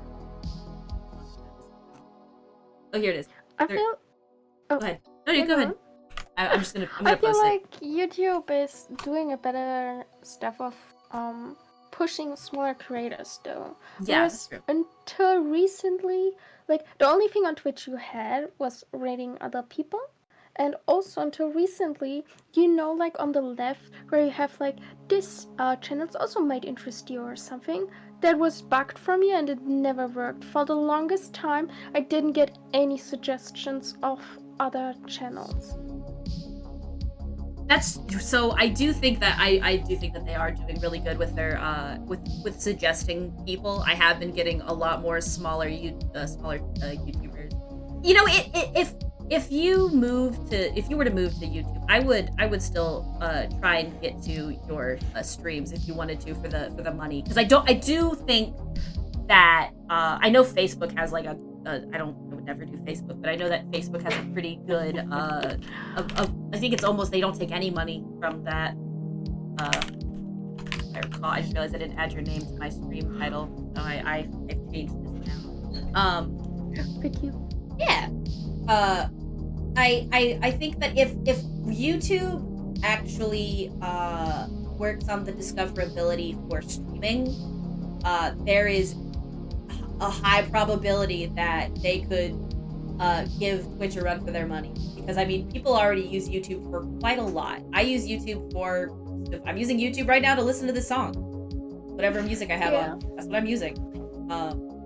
So, I think that if they can make it work with that, like if they can make it so that you can have growth, because I think that live works for people who are already big. Like I don't think I ever have to wear, like whenever Markiplier does a stream, it's never like an issue of like him not having any views. But I think that with getting bigger, is if we can bring more community to YouTube, I think you have a point. It has a better revenue split for streaming, and I think that they should get on it so that they can actually freaking give Twitch a run for their money and make them actually like sweat a little. I don't know. Respectfully. I love about YouTube Shorts. I watch them. I love them. If they push, I think TikTok is cringy, but I love enjoying YouTube Shorts. I watched a couple shorts. I usually watch shorts from people that I already follow, right? So I haven't really watched a super lot of shorts from just other people. I don't use TikTok. I feel like if I used TikTok, you would not see me again, because it would be just enough like short-term stuff that I would just get so distracted that you'd never hear from me again. It's so bad. When I like go to bed, I take my phone and I'm like, okay, let's watch a couple of shorts, just a couple, and then 3 hours later I'm still there. I'm like, just one more, and I will go pee and then sleep, and I go to the next one and it's uninteresting, so I swipe instantly to the next one and it's a cute cat, and then I forget that I told myself to only watch one more, and then I'm sitting there for 1 more hour. Yo, you want to click? Do you want to click though? Never in my life have I watched a short. All you're missing is it's like a YouTube video but it's vertical and it's short and the UI is kind of ass. But other than those things, it's like, it's whatever. Oh, you think so?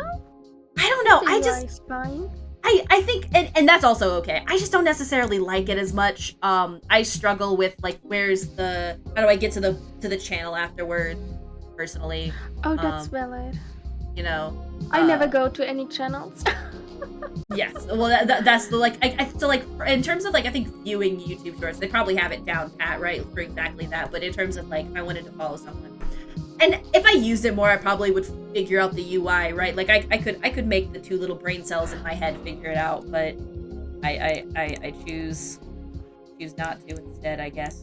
I'm very curious to see how this works. I'm a little nervous about how, because I think one of the things about the drawing that I don't know if I can necessarily get around is the line art. And so what I might do when I make this is I might make a silhouette of this drawing to put behind the line art part, so that if I manipulate the drawing, it gives the sense of thick and thin line art. Maybe? We'll see. I'm still not quite sure, but it'll be fun to test. I still love that the old couch is there. The what? Oh yeah, the old couch. Yeah, I used it for so sometimes when I want to draw, I'll grab like elements to put in for backgrounds, and then I'll scribble it. I don't even think I kept the drawing that it was for. It was just some like silly little OC drawing, but I wanted them to have like a beat up couch because they're a bunch of just like goobers with no money. Them being werbs. That's for sure something I do. Down the rabbit hole again. Oh no, Foro. I hope it's a good rabbit hole, not like a weird one. All hail old couch. All hail. Oh my god, butt spot reacted. I think that's the first time in the whole stream. It's true. I don't remember what I have butt spot set to. I think I have it set to like every 30 messages or something. Maybe no, but still, I feel like there's been more than 30 messages. I'm not sure. Old couch. We like old couch. But them being vertical is so stupid to me. Like, I get it's their TikTok ripoff, but it's only sensible on mobile, and even that it's changing the UI sounds clinkly and gross. It's, I don't know. I watch it on mobile anyways.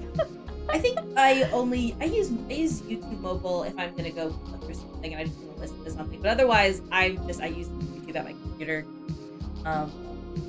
I have no real need to like use it just for shorts, but I definitely feel like using shorts on your base computer, I struggle with it. Although it's been a while. Oh yeah, I don't know. Maybe safe, by the way.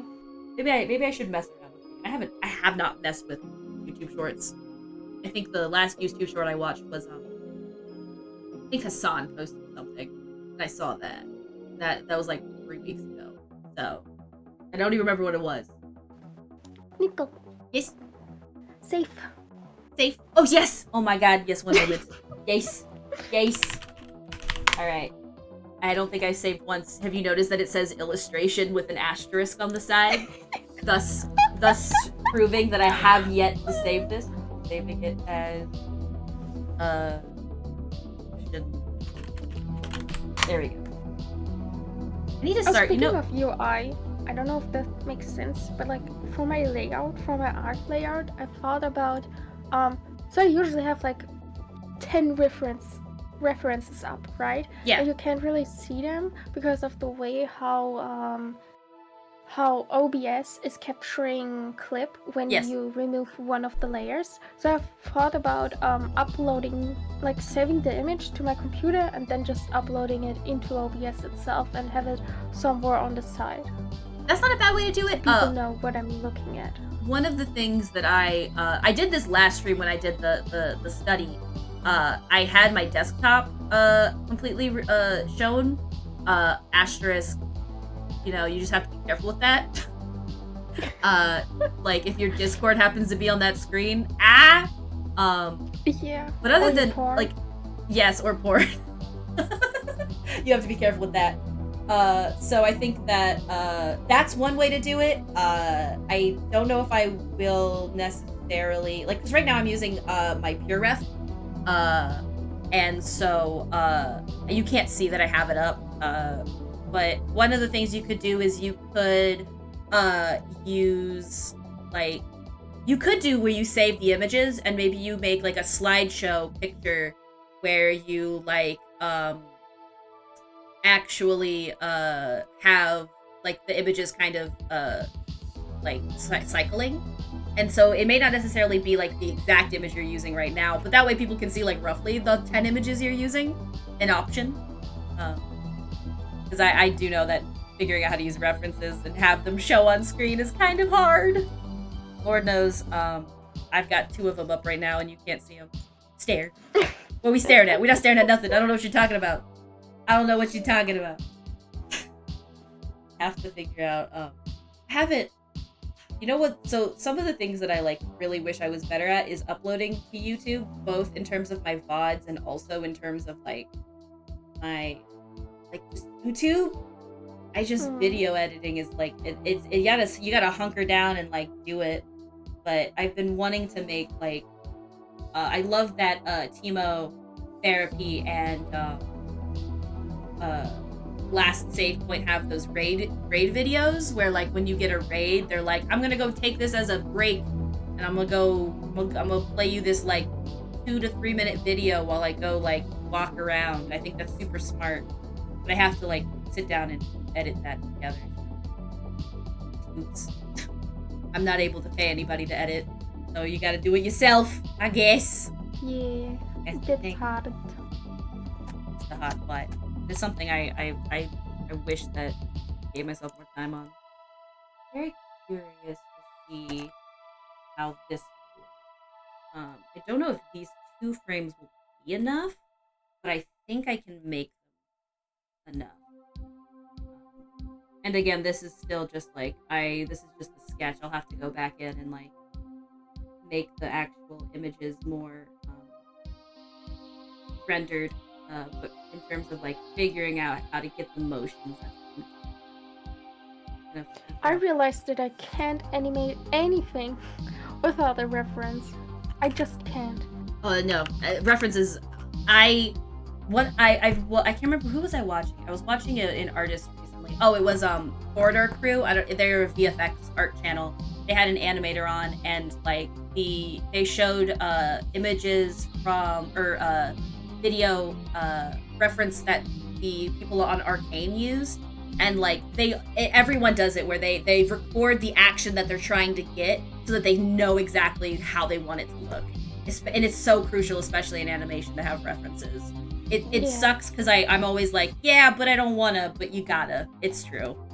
I love using the feature on that one website where you can just split the frames. That Easy so GIF Maker. Yes. That I think I actually used that to see what actually was moving in this GIF specifically, because I can't really use it for this to like paint over to do it because I don't want to do it frame by frame. But it helps me see like what moves when, and I'll probably do it again when I start actually fine-tuning the overall stuff. Also, hi Killa, I'm sorry I didn't say anything. 2 more months and it will be a year. Let's go. That's crazy. Oh my god, that is insane to think about. Sorry, is there a reason why you're using the lasso tool like that? Like, why are you not just putting a line on where the drawing would be open and then filling everything in with the bucket? Honestly, that's just because when it comes to like erasing and filling in, I automatically just go to the lasso tool because it's really just, I think it's just because like that's just what I do. I find that way sometimes with the bucket tool, at least the one that I use, it still has the edges, and if you use the fill tool, it'll automatically fill itself in. So my logic is I'll just go over things 500 times with the lasso tool. I probably should consider, because I have a couple of different like fills that theoretically should close and fill perfectly.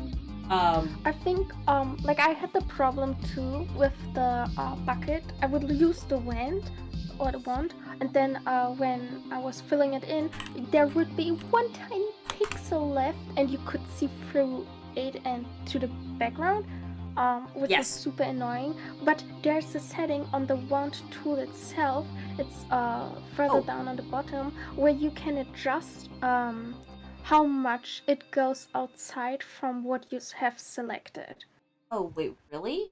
In the bucket let tool? me no, in the wand itself. Let me open my clip so I can give you a screenshot. I think the problem we are having is that you're using your clip on a tablet and I'm using it on PC. I think maybe that's because this is technically on a tablet on my PC. Yeah. I use masks to select all the area and then just color with a big brush. Oh yeah, clipping. If you use clipping masks, one of the things you can do also, is area scaling. Area. Oh my god. You can, like, I have it. If I do fillings, I have it on free, so it goes over the line art too a little Oh my god, that's amazing. And if I do the outline thingy, I put it back to 0. But that actually is super useful for me because otherwise what I do is when I have to select things, I have to go all the way up here and then I go to select and then I usually, or no, actually I think they have an option here, but I usually have to use this button, which is the expand selected area. And I do that like 4 or 5 times. But like if I can actually just set the area scaling automatically, that saves me like 2 or 3 button pushes. I just have to remember that it's there. But that's actually super awesome. Thank you for showing me that. Of course. How is you and Oni's day going? I am doing pretty good. I worked out this morning. Ring Fit kicks my ass. I just have to say. I don't know why. Like I don't know why. I don't know what they did with that thing, but that thing makes me sweat so bad. It's ridiculous. Hopefully Oni's having a good day. Yes, I'm doing really good. I was being terrible last night, but I'm feeling a lot better now. I'm glad you're enjoying it so much to be here and sit and talk.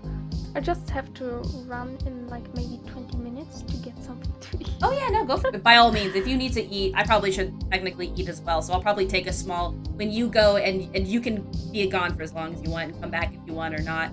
But when you go, I might take that as an intermission to make myself something to eat as well. Because I always forget to do that whenever I do these like early streams. I always forget like, oh yeah, food. Gotta do those. Oh yeah, breakfast. When you gotta eat. What? Who said that? Me? I guess. Also, Joshi, you were talking about masking. Do you also use clipping masks?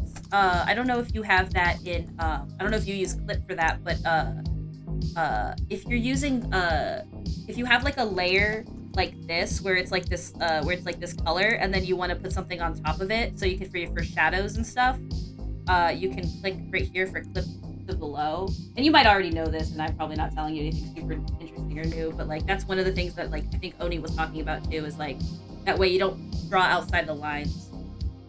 And you don't necessarily have to have the selection around it, which sometimes makes it hard to see stuff. At least for me it does. I find the little selection animation where they like how it moves and stuff, it sometimes is distracting. The little lines, whatever. Did I get both hair? I don't think I got them. Did I get one hair? Go check my folders. I did get one hair. Okay, I just named some different things. Alright. Now I'm gonna save this. I'm gonna close all of these open. I was to say file. What are you talking about? This is what. Don't use Dropbox for your file saving, because sometimes it freaks out and you get a bunch of pseudo corrupt files. But I will continue to use Dropbox. Oh no, I didn't know that. I've always kept the selection area. Thank you. Noted. The selection is really annoying in my opinion. Sometimes it's hard for me to see behind it too. So I do a little bit of both. It really depends on like how well I set up my clipping masks. Using select stuff would probably speed things up for me, but I like doing my silly little coloring like I use crayons. Hey man, that's totally fine too. You're so well at it. Snap. Good job. Good job, Keela. I'm so excited. Are you excited to graduate? That sounds worked hard. So let's see, I'm gonna get After Effects open, and we'll see how setting up this file will go. We'll see what like kind of stuff I can mess around with puppet warping. Getting into your drawing software can be so tedious. Yeah. Like figuring stuff out, or like with the want to, right? So you want to select something and then there are empty pixels and you're like, why is it doing this? And then you Yes. have to find other ways. It's just like the solution is so simple, but if you don't know it, it's not simple at all. It just sucks ass. Yes, 100%. I totally and I am very good at using multiple programs because I know how to do things in one program but not the other. And so now I have to know like 5 different programs. I'm doing great. Yeah. I have so much. There's no RAM in my brain. I don't remember my own name. But don't worry, I know how to do like 5 things in Photoshop. Amazing. The important things. Let's see. I'm gonna make sure that I set up file project settings. That's not what I wanted to name it. I closed After Effects. I'll get this set up in a second. I'm trying to After Effects. I have to like. I want to set the file folder properly so I don't get like a bunch of stuff in a different folder that I have to flip around. After Effects is spicy. Let me tell you. It's actually like I've grown to love it. But it took me some time. Do you know how to animate breathing frame by frame? Is it just that you make the character bigger and then you make it to the original size again? Kind of. I think like I think it depends a little bit. When I did animation for my classes, one of the things that I did was it has to do with some with like your stretch and squash. So like if you expand the character's like overall stomach, I think the idea would be to like also kind of squish them a little bit, and then like also do I guess like it depends on because maybe you want it to actually stretch when you breathe in and then squash when you breathe out. Whenever I've animated, I haven't actually accounted for breathing yet. So I think that's something that I know Live 2D has like at least some kind of mechanic for, right? Like that's just something that they have like a setting on. Or do they? I don't. Maybe they don't. Yeah, maybe I don't. I don't know what I'm talking about. It's possible. It's okay. It could be that it's in there and I didn't pay attention. The only things I know from Live 2D is what I searched for. So I searched how to animate stuff, and then there was a person who showed me how they animated their little frog OC using a keyboard. So that's that. I have no idea if there's a setting for breathing. So it looks like it's. I just posted it. This might be old. This is 2016, so you may have to look and see if like they have it updated. But it looks like that's something you can do with programming, which somehow makes sense. I guess I should have expected this. When in doubt, it probably's got some like markup in it where you just have to use some sort of mark. Yes, I think it has to do with. It says it's with cubism. What? My brain has melted looking at this. But in terms of like doing it by frame, the biggest thing is looking at how they did it for like old cartoons and thinking about the elements of animation that they would use in that. So anticipation, follow through, like stretch and squash, and like, I guess considering what happens like when a person breathes in, they straighten up, and when they breathe out, they kind of fold in on themselves. I guess like breathing down, decide to kind of like your shoulders go up, and then your shoulders go down when you breathe out. It's painful, I think. I think the answer is how do you animate that 2D frame by frame painfully, but successfully if done proper. I am just a croissant. 25/8. I would like the new PNG to be a GIF and like have breathing and blinking and maybe the tail is a little bit winking. So yeah, I'm thinking about that. When you do it, so what I would consider is blinking is easy in the sense of I think you can get away with 3 frames, but I recommend 5 at least because you want to be able, because you can technically have open, half open, closed, but I recommend having the when you like, so I'm gonna actually go back to clip to show kind of what I'm talking about. Like if you have like open and you have half open and then closed, consider having almost open like right up here and then almost closed right down.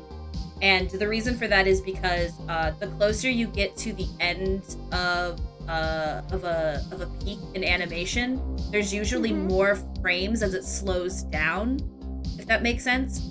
If you want, it does. So if you want, and it's hard. I've never been good at describing it from the timeline perspective for animation, but the best way to put it is if you want something fast, less frames. If you want something slow, more frames. And you can see that that's how like that kind of like helps out. Well, come on in, sorry, I'm gonna say this wrong. Dracon. I hope you're having a good day. Also, it's okay. I hope you have a good Smash coaching session. Get Enjoy good. The smashing advocate. Yes. You might also need. Ooh, Kareem says you might also need to take into account if they're breathing with their lungs or their diaphragm. 100%. Like you see this a lot in old cartoons, like when Bugs Bunny takes a deep breath and you can see them like puff out their chest, but then like shrinkify the rest of them. That is something also you have to consider. But I think it depends on how much breathing you're gonna do. Like if there's like a big one or not. But yeah, Phoenix. Hope you have a good day. Should get After Effects set up. I'm kind of doing it, but I wanted to talk a little bit about animation with you today. I started to talk with my hands. Thank you for explaining that. Oh no! By all means, that's not even like an issue. I would do it 10 times over. I'll do it again. This might not be as easy to. I may have to do this in full screen. Do I have you in full screen? No! I need to add you in full screen. 1 second. Go back. I must add you. Where are you? Oni. Add Oni. React. Copy. Paste. Reference. If you like here. And then I'll like push you under. And I can also create a. Now I'm gone. Pog.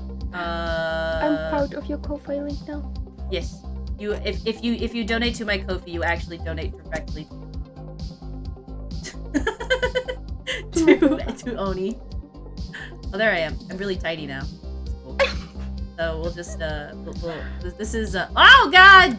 I'm gone now. I actually disappeared. Never mind. We'll just do that. That's fine, right? I'm a little. It's a little scuffed, but on purpose, right? Like this is intentional or something, probably. Right. You're doing great. You're doing great. Thanks. I do actually appreciate hearing that because it's like whenever things don't go quite well on stream, I'm like, haha, oh no, uh-oh. Listen, everyone is struggling with their stream as soon as they need to adjust or edit something. That's just streaming.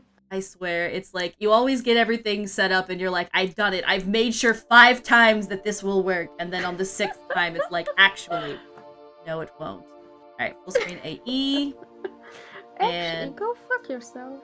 Close that, and yeah, it's a little bit different in terms of like how I might actually, maybe I can flip myself. Oh, if I flip myself on this, I'll flip myself on all of them. So we'll just cope. There we go.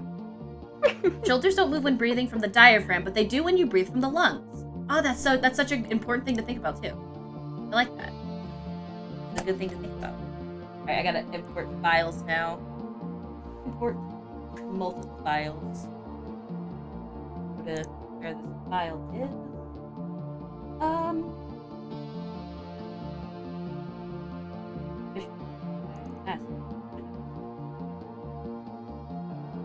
Oh, I didn't do the eyes yet.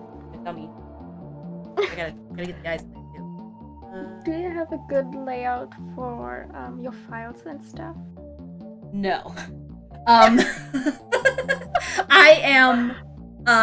need to redo my files. So what I usually do is like I have an art folder in my Dropbox, and then I have a bunch of folders based off the projects, and then I have a commission folder which has all of my commission folders of the names of people, and then in there I'll do like based on projects, but if I've only done like one or two things, it might just have the one or two things that I've done for them. But sometimes things get messy. Like my personal branding folder, which is what I call for all of this stuff, is a mess. And then the folder for Ari is a mess as well, because I've done so much. So, you know, as more things get added, it becomes chaos. Which is why I am always embarrassed to show my file. I don't want to, because I don't even know what's in there. I don't trust it. I don't do it. Nope. I need to do the. For example, I have like I have my clip folder, right? Yes. And then I have character commissions, and then emote commissions or long time commissions, and then I have everything revolving around Oni, and then I have others and references and the void links that I don't use anymore. I love those. I know that you don't. I think they're still cute, for the record. Thank you. And then I have also like stuff like commission sheet emotes. So like my commission sheet for the emotes, that's not in any of the files because that's something I want to have quick access to. But let's say I go into the emote commissions. Then I have the different names, like Advocate is on top, and then I go into the folder of Advocate, and then I have Clip, I have Else, and I have a final version.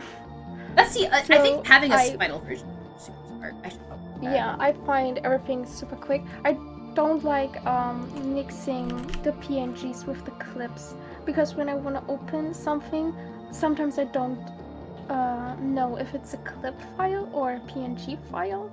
And then I open the wrong thing 10 times, and it's just so annoying. If you go to your file explorer, if you're using Windows, and I don't know where it is, but there should be the ability to allow to see the file extension name, so that you can see if it's a .clip or a .png. I have that set so that I can see if something's a .gif, .vrm, everything. I don't remember where it is though. It might be if you go to if you're in File Explorer and you're on Windows 10, and you go to View, if you go to where it says Show Hide, there should be something that says File Name Extensions, and you can check that box, and you should be able to see your file extension. Oh yeah, found it. Thank you. Because I know what you're talking about, especially because clip files show as like the same way a PNG would. Yeah. Sometimes with only like a little. So mine sometimes shows a little icon that's the clip icon. So totally understand. Been there. And I'm gonna add these eyes. Now we're good. Oh, hey. No, we're done. We're done. We did it. Okay. I need to do the prompt is going to be that color, which is not conducive to seeing things. So I'm going to do one that's white instead, so I can at least see what I'm looking at. It's all in here. Alright.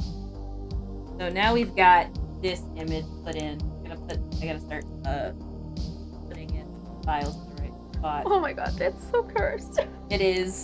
We gotta put the hand up here. So we've got hair one. This is the hair that would be down where the hand gets there. And then we've got the two different eyes for blinking. Though I might end up just doing one eye, because I'm pretty sure that in the actual reference it's only one eye that goes blinking. But this is the part where I have to animate. So I'm like, oh goody. Alright, let's go. Avoiding I got this. everything by all costs. You know how you know what it is. It's just tedious. It's not hard. New Hollow Knight skin looks great. Oh, pug. When, listen, my, I haven't played that game. I need to play that game. I think, do I own that game? I don't think I do. I should figure out if I have that game and maybe play that. I hear it's hard. Let's do... Cat screaming. Oh my god, yeah. What are you doing? You have food and water. What do you need? Love and affection? Well, come over here. Here's...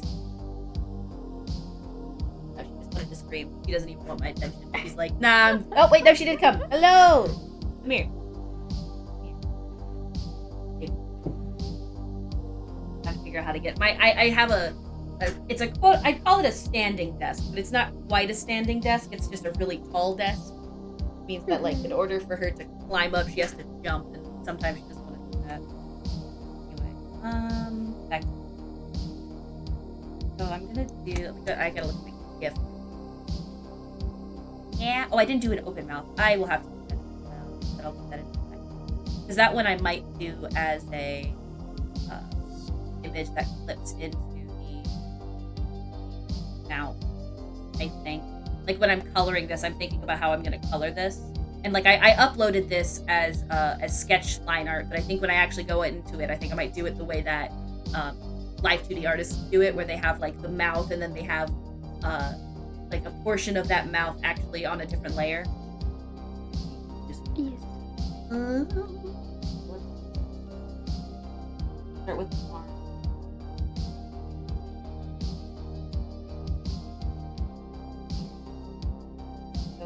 Here.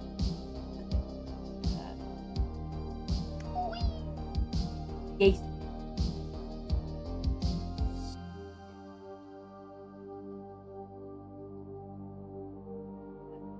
Okay, we'll take 2 seconds for right now. Actually, this is actually a good opportunity to put this back into the easy gift thing and see what it actually does. Also, are we winning? I think safely, maybe. I'm so glad you showed me the mesh transforming clip. It's useful. It's super useful. I see a lot of artists use it in their own line art. I'm not brave enough to do that, but like it is super useful for sketch manipulation for me. 100%. Why are you not using it in your line art? Because I'm scared it's gonna rasterize it. Like a coward. I understand that fear, but like I don't know. Okay, so if I have a line and it's like a tiny bit wrong, you know, just a tiny bit of perfectionism you want, yes, I do it because you won't notice it. And you know what? I think you're correct in that thought process, and like I should consider using it more. I do not do vector line art, so that's what makes it even funnier. I am still doing it as a raster image, right? I do everything as a raster. When it comes to illustration. I have thought about looking into Clip's vector tool, but I don't even use Photoshop's vector tool. When I want to vector something, I just go to Illustrator because, again, I know how to do 1 or 2 things in 1 or 2 programs. So instead of learning one program really well, I learned a series of programs kind of well. I don't know my own name, but I've got all these little programs, little bits and bobbles of them. I find that sometimes with how I do my line art, it can be, I've always felt it noticeable when I try to manipulate it, but I think Oni's got a good point that the only person you probably notice is me, no one else, right? You will notice it if you, like, do a big thing, but if it's just by 1 or 2 millimeters, you can't really tell. Like, you will tell at the beginning because you're looking at it so intensively, but once you look away and you look back at it, you won't really see it. And also, like, I prefer to first try it with the deformation tool. I'm not sure, like the square one. Oh yeah, where you just kind of mess with the corners. Yeah, right. Yeah, that one, because it's defracturing not as much. That's actually that's I do that sometimes. I use a lot of the transform tools, especially in my sketches. So like sometimes will use those to kind of figure out a guesstimation on perspective. I know that there is like a perspective tool, I think, in Clip, and I also have lazeess, which is a third-party app that has a bunch of really cool stabilization tools. So like for making a perfect circle, perfect lines, perfect grid stuff. I can actually link to that. I don't use it as much. It's a one-time purchase, but it's really good because it just hooks to a browser. Someone is honking their car and or someone's car alarm went off, which is Pog. This is one of the things that I've used. I think it's like $20 if you want to pay for it, which can be a lot of money. But it comes with a lot of really interesting stabilization options that aren't just like full averages, where it's like, when you want to do like a full average of the line art so that it's not as shaky. They've got like ways you can like pull the string instead, so you can like stop it and like kind of. And they show a lot of like the examples here, and they also have perspective, which I've used a little bit on stuff. It can be helpful. It's just a matter of like learning the tool a bit better, all that junk. All that jazz. I'm always afraid to use programs like this or like brushes and stuff because I'm like, what if I get so used to it that I can't do it without? But I want to learn to do it without. I think I think that is a case of like you could always try and mess with this program, but if you feel like you do faster without it, I mean, then you can do it without it as well, Yeah. And I think like I know that Photoshop. I don't know about Photoshop, but I know like I think Clip has a perspective tool of some kind of perspective grid that you can use, and it's pretty decent as is. I actually haven't. I've thought about getting back into using this thing, but I haven't really messed with it at all. The lazeess. I remember when it was huge on Tumblr, and I bought it when I was in college, and I've used it on mostly for making perspective grids for like Outrun-esque looking drawings. You know what I'm talking about? Like where it's like they got the moving grid or whatever. That's about the easiest thing I can do. Clip has a perspective grid. I believe so. What you do is you go to. Let me go back to Clip really quick. Studio. If you go to Clip, and you go to this right here for ruler, they have all kinds of rulers here. They've got one which I use a lot, which is the symmetrical ruler. Yes, exactly. All my homies love the symmetrical ruler.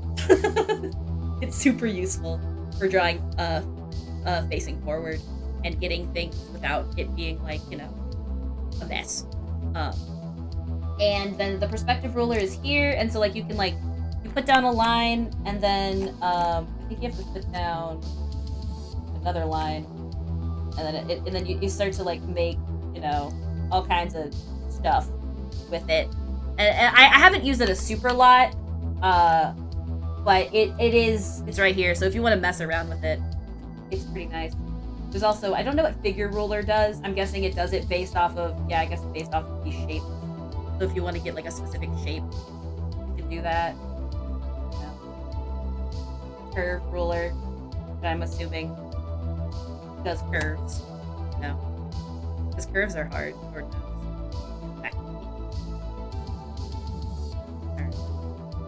Look at how many frames. I think it's 4 or 5. I think for it to come in contact, and it is like 10 frames. So I was right about that. Okay, so it is like about 10 frames, but it does also blur. So I wonder if I can add blur to the sketch, because it has this like very subtle blur effect on it.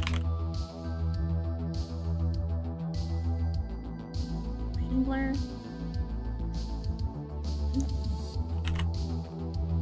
I don't think you can necessarily see 100% what I'm messing with. I wonder if that is too big. Heck. fix that. Big. I was considering saying something, but I was like, I That's think I know what they are doing. It's because it's After Effects specifically is evil. With how it how the window hooks. Because it's the window itself is 1920 by 1080, but it's not counting the top layer, which is the bar where you can press X and minimize it, and then also the one underneath it. So yeah, we just, that's what that empty space down there is. I guess I should also.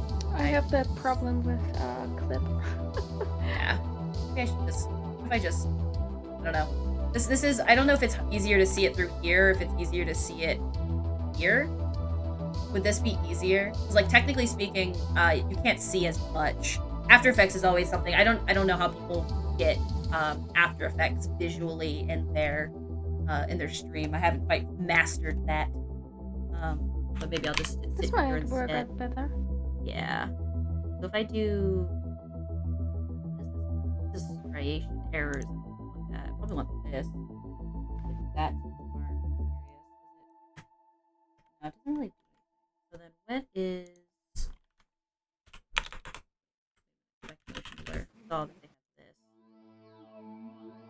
Curious to see like what effect. No, it doesn't really do it. Maybe I didn't.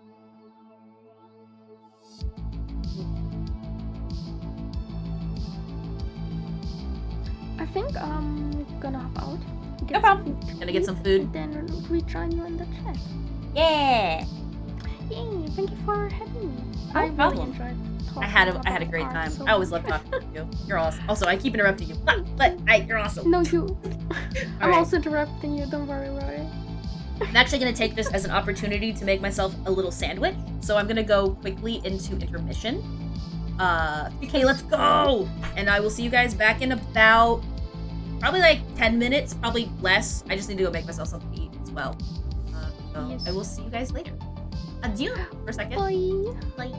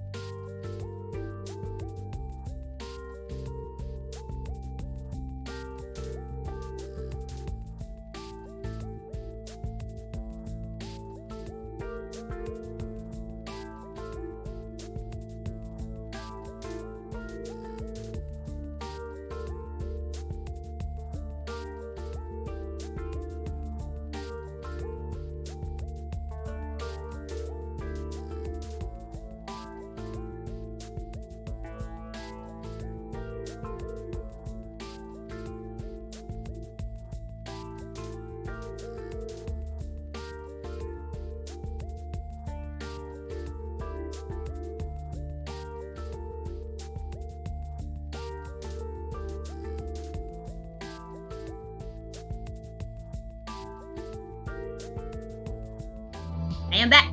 Hello. I ate a peanut butter sandwich. Wait, I had a water. Did I take my water with me? Where'd I put the water? I'm not gonna go back to intermission, but I have to go grab my water. Because I'm foolish. Where'd I put that thing? The water. Never breathe my water. Not die of thirst today. Alright. Advo. I just realized I left my Tifa rewards, so like the I don't know if you're able to do it right now, but if you can pause, throw something at you and make something fall, that would be awesome, because I just realized that I didn't do that yet. If people use it, it won't do anything. It would be a scam. And I don't know how to pause them. So I could go in and turn them off again, but nah. Alright, back to After Effects. Baby! So I need to look at the... I need to look at this thing. How it actually is. So it has the arm come in here. Ah! That was my butt. Okay, I guess I did that. Here we go.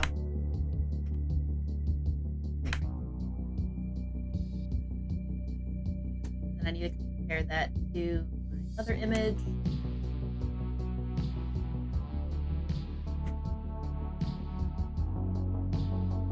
So yeah, it does. I think what it does is it kind of it comes in and it immediately slides left, right. So it kind of is super slow. Barely notice.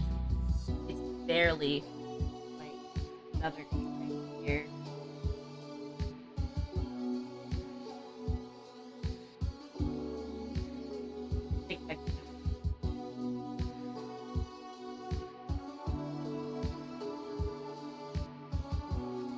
Ooh, I don't like that. That's an awful frame. Then, like, to go back to this keyframe, copy paste it. I didn't copy paste. Hello, copy paste. There we go. I am back. Welcome on back, gamer. What'd you get for fun? What did you get for fun? I had a peanut butter sandwich. I used to put jelly in it, but I don't think grapes like me that much, so I'm just eating peanut butter. I don't know why I left for a second. Like, you just put your hand on its head and it's done. Perfect. That's all you need. Oh, instant ramen, but I think I will order food. I recently got food last week from a sushi place that was like pretty good, but God, why is ordering sushi so expensive? I know why it's expensive, but it still makes me sad. Nothing really at home I want to eat, and I don't feel good enough to go outside. I think that's fair. If you can order, do it. I think I just had a peanut butter sandwich, just something to hold me over till we do dinner. Because we're gonna have probably a decent dinner after he gets home today. I don't think I need to move this hand though. Like, other than moving it, I don't even know if I necessarily need this. I think I can actually move this up here. It might. I think I need to ease though. I need to ease into this one. That's the only thing I will say this. One of the things that I'm still learning about After Effects is whether I want something to ease in or ease out. I think I want this to ease in.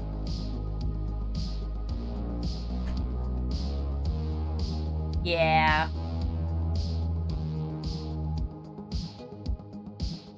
And then maybe I want it. Oh wait, maybe I don't want this to ease all. Maybe I want this one to ease. Do I want it to ease out? Yeah, I think I want that to ease out. And I think I want this to ease in.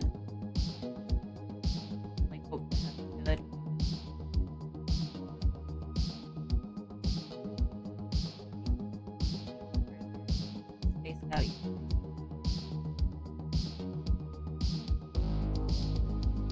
What if the hand squished down and let go and it bounces back like jello? Oh yes, absolutely. That is the plan. So the image that I'm using, it's a very subtle squish. So like you're right. So what I would do is as it hits down here, so like when it gets here, it probably what I would do is I probably would do it here, and then I probably would. I need to.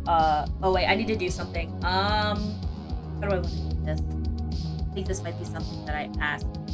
Crazy. But for now, I'm gonna see if I can Google this myself. Oh, do you promise? Do you promise? You'll buy followers. Don't forget that it's very small. You might need to overdo the squish so it's visible. Thank you, because that is something because I'm working on this at 5 by I'm working at this at 512 pixels, which is big for an emote. So I will have to consider how obnoxious I make that, and how intense I need it to be. One of the things that I need to figure out is creating null groups in After Effects, because I want to have everything go with each other. So I need to figure out control mask, not control multiple layers. This is what I need to make a null group, because I'm gonna need a null group for the whole body, so that when I move stuff with the body, it doesn't it all it can all move together, and I can add like overarching squishes as opposed to say individual ones. So let me do it. Add new.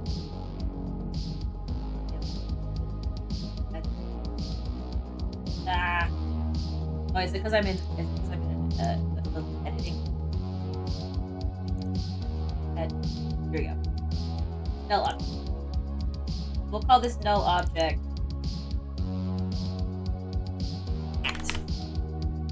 Yo, Blue, what's up? How are you today? Gamer, I hope you're having a good day today. We're doing After Effects stuff. I don't know if you can really see it. I don't know if full screen is better. I have no idea. I did full screen earlier. I don't know if it's actually better. I might be in chat, but no sound. Oh, no problem. Big hug. There we go.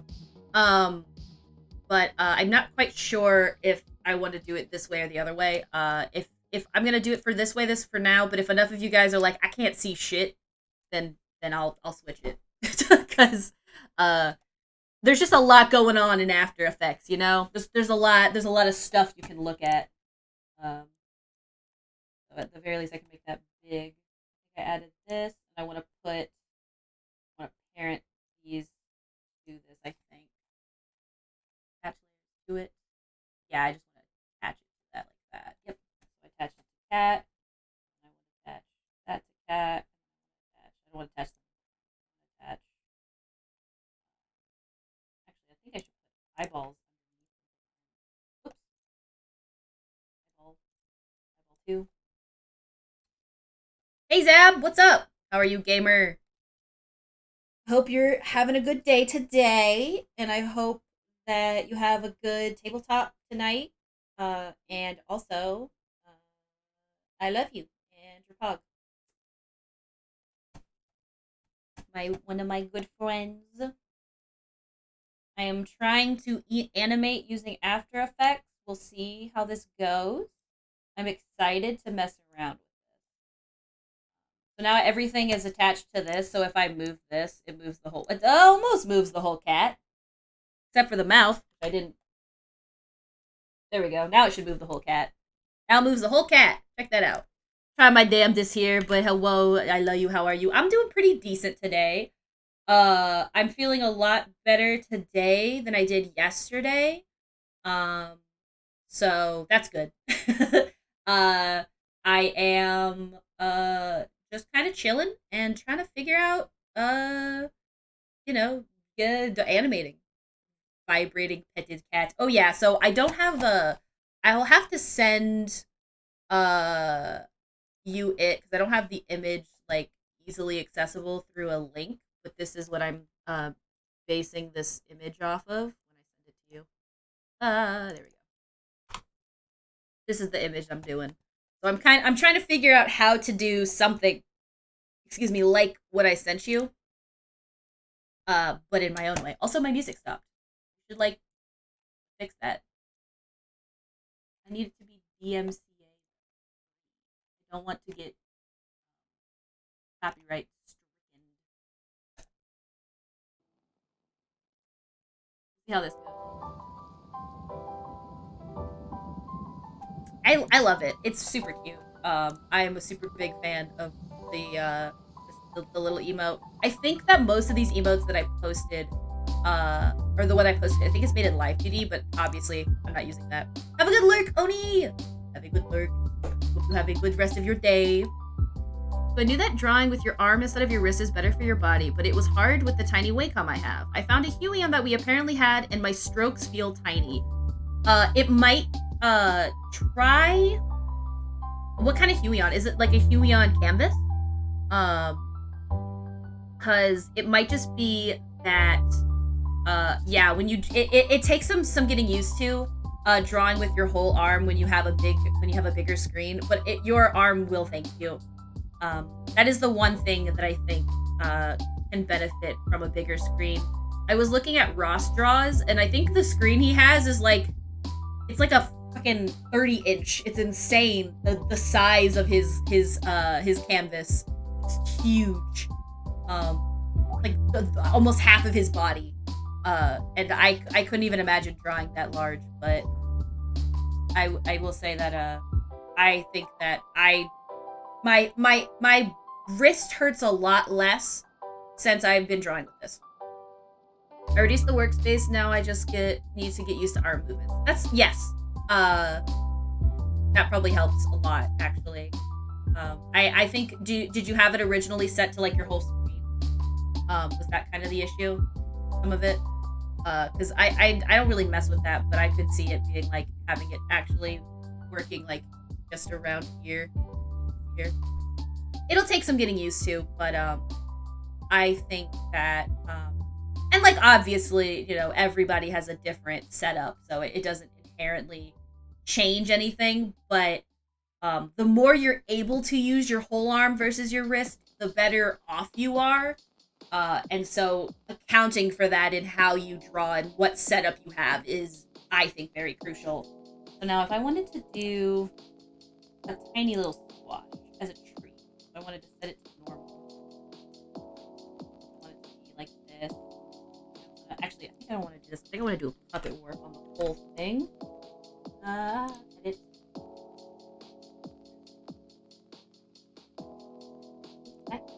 I can edit this, right? Probably. I should be able to, right? There is the puppet work. Why can't I see it? Am I just a goober? Not here? Am I crazy? Is it mesh warp? Is that what it's called instead? No. Oh, so this is unfortunate because I don't think that. So I can't do this. Okay.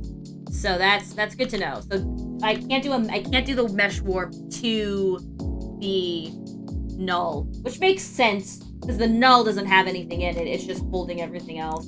Well, that was worth a shot. So now we'll go ahead and just do it to this. Just do the actual mesh warp. All that good. Start here. Actually, I should probably set this wide.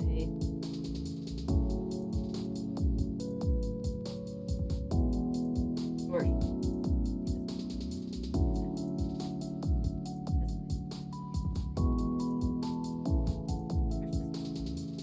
just little guy in. Should work. No, figure out how to do that. Dot check. The workspace was originally 10 inches by 6.25. That's pretty decent size, actually. Also, puppet warp, or mesh warp, animation, After Effects. What do you mean I don't know how to? You gotta sometimes you gotta cool shit. Go to the help section. I don't want to. I don't like looking at We got bulge effect. What I want to see is the mesh. Corner pin, displacement, liquefy. I could also do, that's what I need to do, not mesh like this. That's not what I want. I want, what is it? It should be called puppet something. It should be, it's like a bunch of little puppet dots. Maybe it's best. Oh. Here it is. Aha! I found you. So I'm gonna go do better, but we'll do here.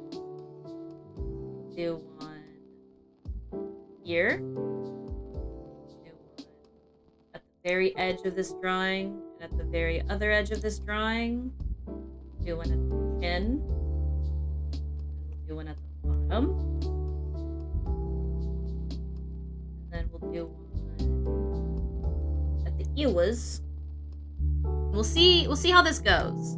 Very curious to see if I can manipulate it the way I want to. I think the answer is yes. But I don't know if I'm gonna need more. So what I want to do, well, first of all, I'm gonna go to my puppet. So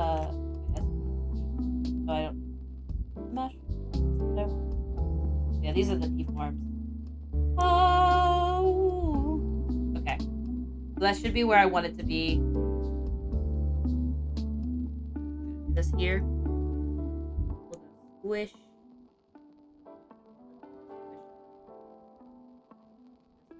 This way. I do want to have this though. All of these. To copy paste right before I do it so that I can do every single one of these. Probably an easier way to do this, but this is the way that I think mess around with and see how this goes. Get copy paste. These keyframes, copy paste.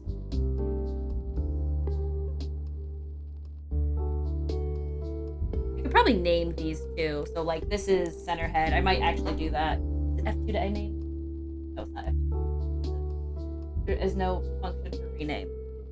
Top of head. I think I'm actually gonna move this. 1 second. I'm moving the there we go, the window. So that I wasn't looking to the side at my tablet anymore. I actually had it set up somewhere that I could see better. All right. What is this? Center. Left cheek, I think. Well, technically, it's not left cheek. I guess it's technically right cheek. I'll call it left because that's what I am. Hey, what's up, Seamaster? How are you today? Hope you're having a good day today. All this. Right. I am attempting some puppet warping. Call this chin. Got the base. Because that way it keeps it from flipping up from the top here. Got this one, which I think is the ear there, so that should be, we'll call it L ear. Right ear, although that's technically not actually which one's left and right, but we're just gonna call it that. I need to move the bottom one down here. Oh, save, true. That's actually super smart. Yes. Save as, I don't want to save this here actually. Oops, that was my Windows noise. I want to save this in my mission folder. Linkle.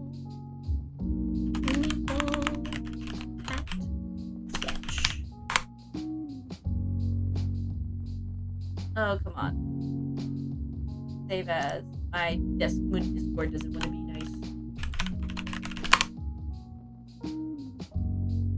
Why can't you name it Just do it. Fine, I'll just... There we go. There we go. It's saved. Window sounds. Day's been fine. Not really much happening because I was on the first day at my internship. Well, I hope that went well. I know that the first day can sometimes be the most nerve-wracking, but I hope that it did well.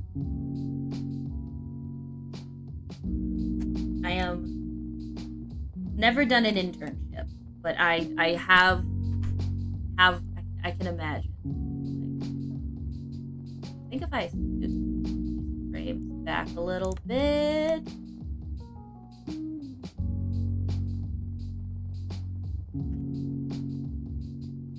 Kinda. Now the only thing is I wish I could get, and maybe I think when Grace gets back I might see if he has like a better workflow for this. Just because he's got a little bit more After Effects knowledge than I do. But I think I like what this is. Weird, my middle mouse button is not working to open stuff in another tab. Could it be in a different program? Maybe try resetting your mouse. It's squishing!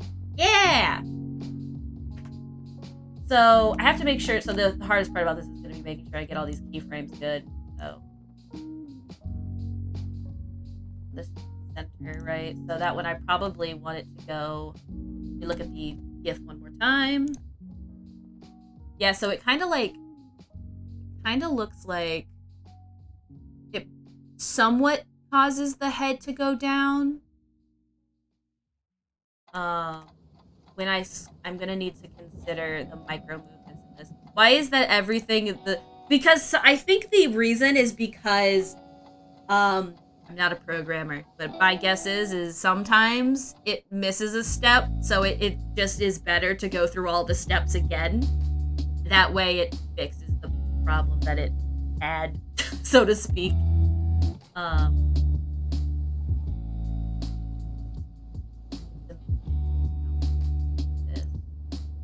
Can I associate? Probably could use. So the parent link pinwheel thing is super awesome. Don't know a whole lot, but it's supposed to be pretty awesome.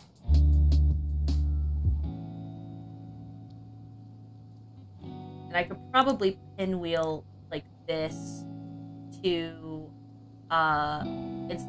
instead of to this, I could pinwheel it to one of the other things and have it move according to that. But for now, what I want to do... How many frames is this actually? Let's go back to using GIF and edit. It's 120 frames of like, that's the total amount of frames. So... this is not set up a way to make that easier. Click set.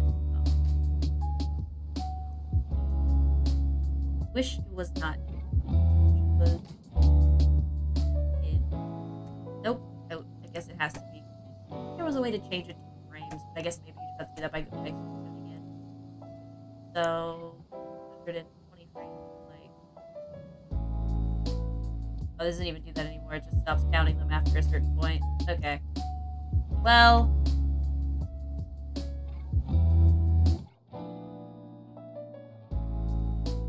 I guess I could also just split.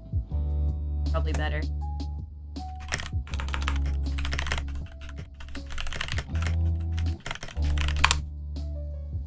Oh.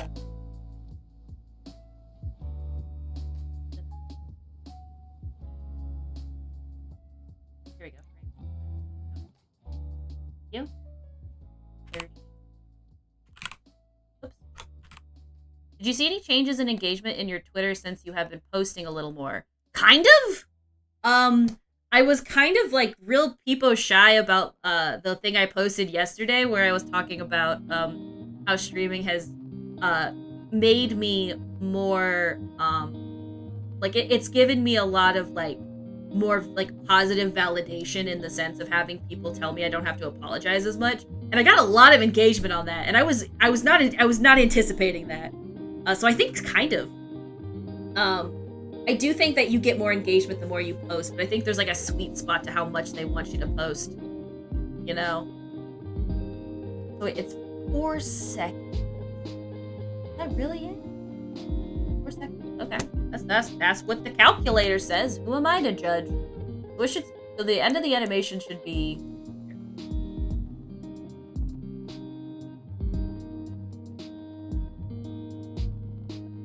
right there. I'm afraid that if I post anything but my art, people will leave. You might get some people who will. But the way I always think about it is like the way I use the Twitter, the tweets, the tweeters is my main one is mostly for me to talk about when I'm streaming, post my art, and give my friends good shout outs for when they post stuff.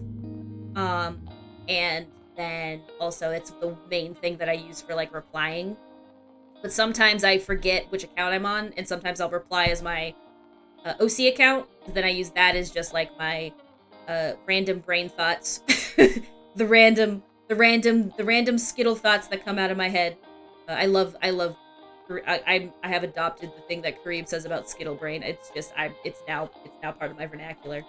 But I sometimes use that to post my random brain thoughts. That way I don't just post that to my main one. But other than that, I do understand. The way I see it is it's like to keep if your goal is keeping your Twitter refined, then you ever get really tired when doing art all of a sudden? Oh, all the time. Yes. I think it depends on what section of the art I'm on, right? Like it really depends on like how that's going for me. I think I'm gonna have to do this separately.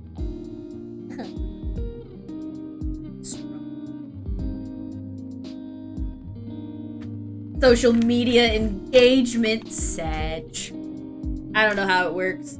That's why it's like I don't post a lot of art to my art Twitter though, like to my main Twitter.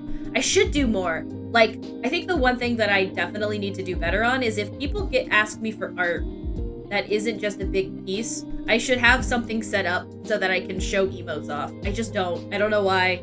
It's impressive people find me for my emotes because like I don't have that inherently advertised on my Twitter in the same way that I probably should. Social media engagement. I need a manager.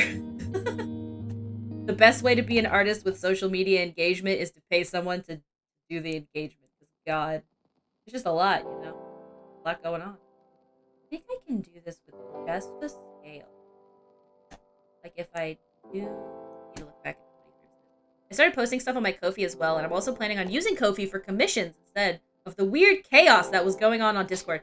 I think that's going to be super awesome because I know people who really want to commission you. I don't know if they still have the ability or the time frame, but that wanted to commission you, but were really nervous about Discord and like joining Discord groups. So I could see that as being a super big boon. You will have, I think it will increase the amount of people that at least are able to commission you in the same way.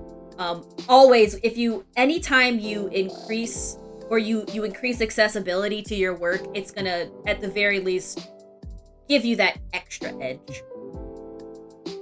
Yeah, that sounds like a really good idea. I've actually, I need to do something with my, I can't decide if I want to do Ko-fi or Patreon. I have a Ko-fi, I have the link right there, but I don't have anything on it. I don't even have a goal set up. I guess, I'm trying to think of like, I think a good goal might be like, new 3D model to pay for, because I can't. Oh shit, there's some saucy stuff going on. Look at that. Analytics. There are people who watch my speedrun videos on a TV screen. Hog? That sounds awesome. I have not messed around with those analytics. I have no idea if people are watching me on a TV screen or not. Are you guys mostly on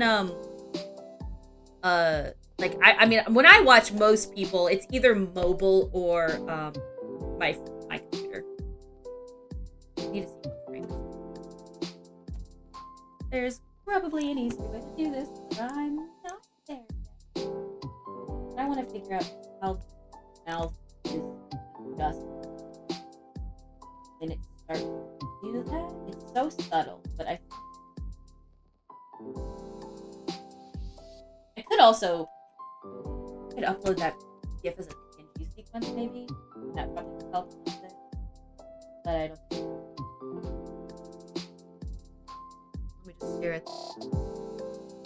So it starts to do it when it starts to do this. Can you explain commercial work and personal work for me? Like when in the TOS it says you can't use stuff for commercial usage, does that include streaming? Oh, you're mumbling too far away from the mic, by the way. Thank you. Okay, I still speak up. When I think of commercial work, what I think of is stuff like merchandise. So for example, if you, is that a setting on Ko-fi, or are you asking me from my TOS that I have? Because if it's from my TOS, I'm gonna have to look at it real quick because I don't recall every little thing off of my thing, but I can look at it at least. Look at my Trello really quick. In general, okay. When I think of commercial work, you could potentially argue that streaming would be in that box. And you could change that up depending on if somebody is streaming as a hobby and they just really want to have stuff, and if they are trying to make a brand out of themselves. That could be up to your discretion, I think, a little bit. But for sure, usually what I consider to be commercial usage is also things like merchandise. So if I was making something for someone and then they ended up using it as merchandise, I probably would include that as a price. Like, let's say I commissioned someone for a drawing and I want to use that drawing for a starting soon screen. Is that commercial use then? I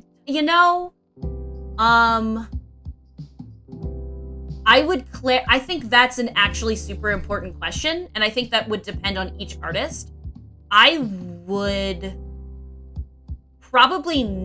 I would probably do is I would ask the artist who gave me the commission. But for me, if someone used art that I drew them for a starting soon screen, I would not consider that commercial because they are not inherently making direct money off of that. Whereas if you do drop shipping for a t-shirt, that would be considered commercial to me because you're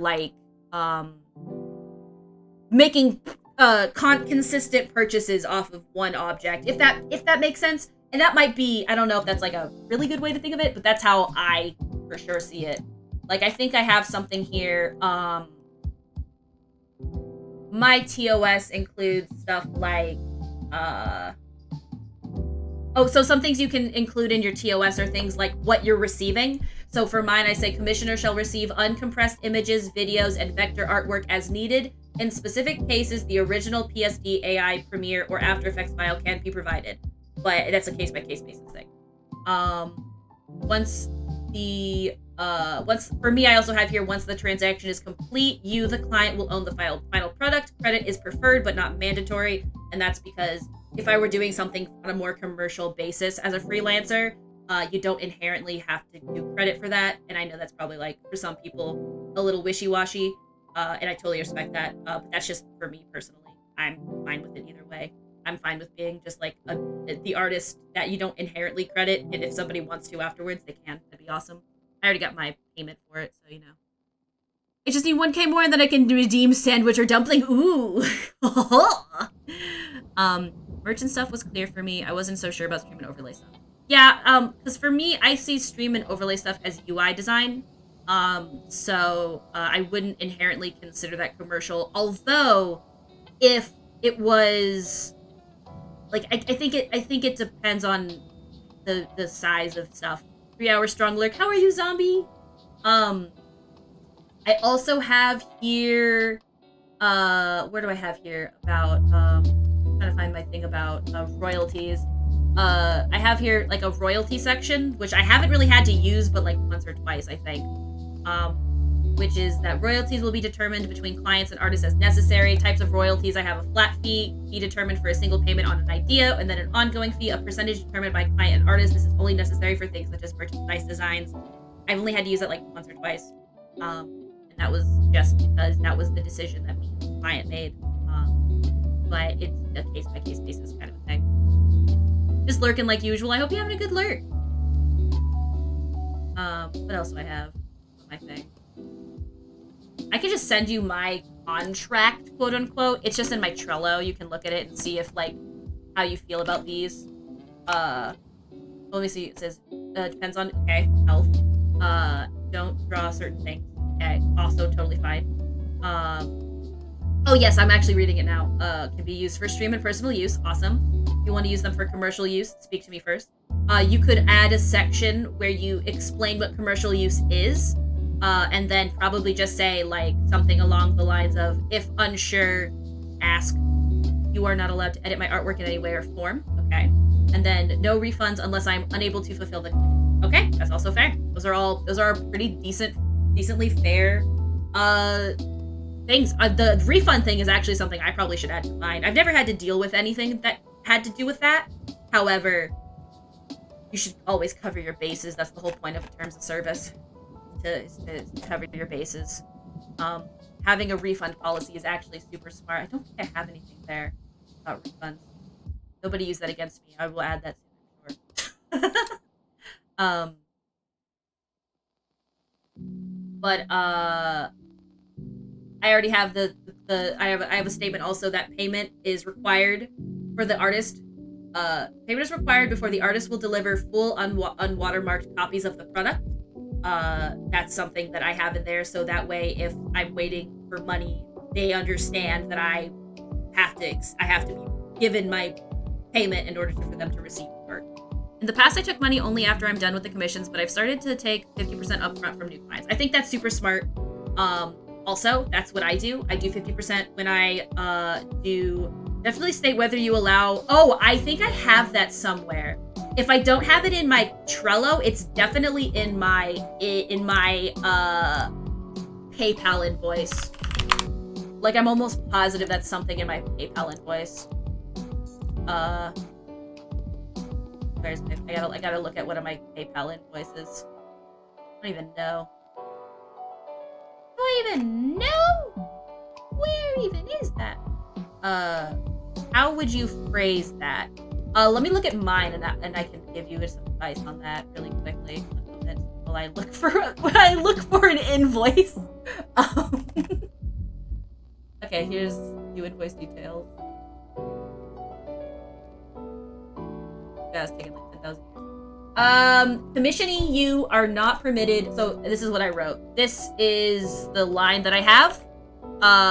Personally. I think I need to reword it, but this is the line I have. Are not permitted to create NFTs, non-fungible tokens, with art created. This is non-negotiable. That's just, and I'll, there's, the best you can do is use it to at least be able to report, theoretically. It gets a little hard, and that's why the TOS is important, to determine how much of the artwork is owned, obviously. So, like, for example, what else do I have? A lot of this is from the one I posted on my Trello, but there is some things that I have different. I have this section in my because it's simpler to understand for non-English speakers. Also fair. I did kind of do a little bit of jargon, because it felt fancy. I guess I hopefully it's not too hard to understand. But if it is, maybe I should consider, like, wording it a little bit better. I wanted to sound fancy. But I have a section in my PayPal invoice also about any requested edits made after the final transaction will require a separate invoice and fee at the discretion of the artist. So, for example, if someone approves of a piece and then a week later is like, actually, I want to have the eyes blue. Depending on how hard it is to make the eyes blue, that could be a fee. But if it's super easy, then it's probably not going to be a fee. But, like, that's something I have in there. I haven't had to really use that yet, but it's something I think that's important to consider. One of the things that I'm trying to get better at, and I haven't quite gotten there yet because I'm still really slow and new to this, is how many edits, how many revisions you can allow, because you have to be careful with allowing unlimited revisions, because unlimited revisions for the same price point is taken away from your time, all that stuff.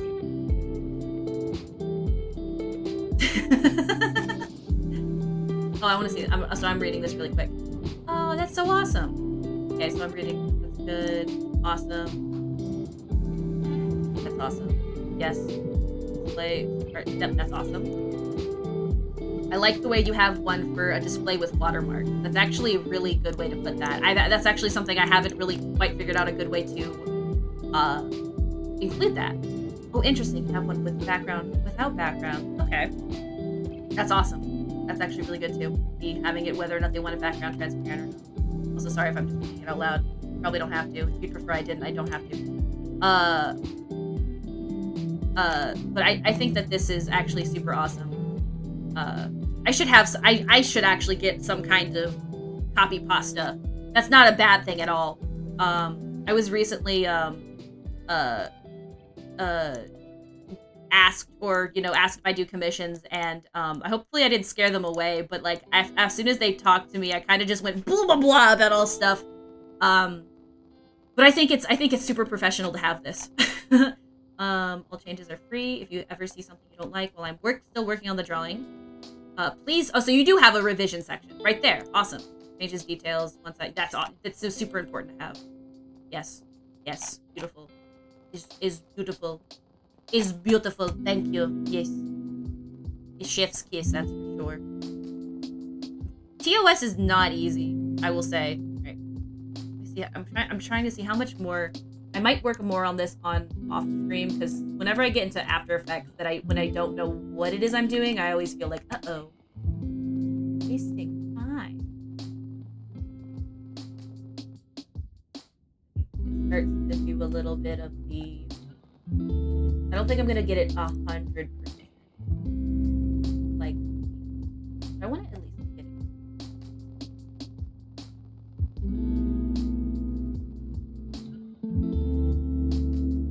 I think I want it to be a sudden change, though. Kind of goes with it. Oh shit! What happened? Oh, it's because I went. So like.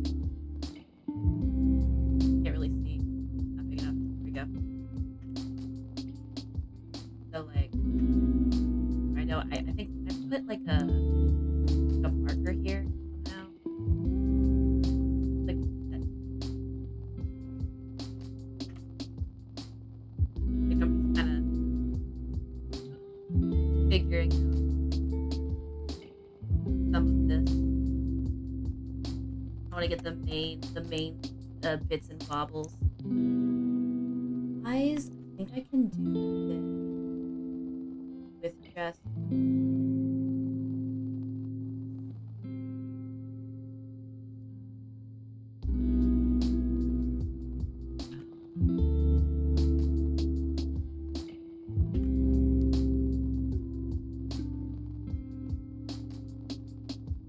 No, that's probably the easiest way.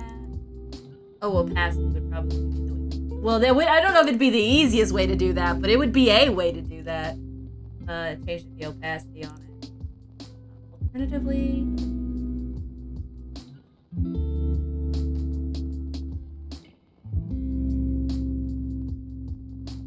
back to normal on mouth.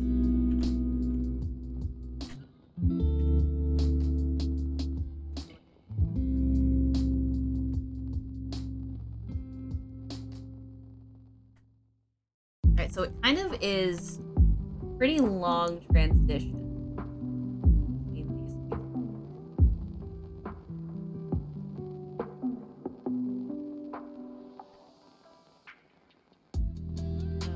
But I would like also, and this probably will be something I do with markups, markup code, which is pain stuff. What is this? Not visible. pin even exist? What is this? Who are you? Who is this pin? Can I delete it? Yeah, I can. Can I ask a gender question? Go for it. What's up? Give me a gender question. I will give my best shot at answering.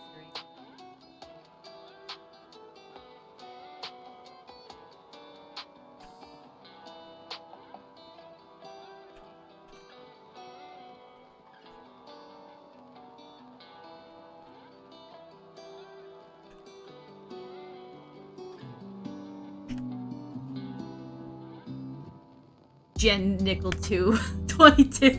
That's there you go, baby. I need to potentially go back. Frame.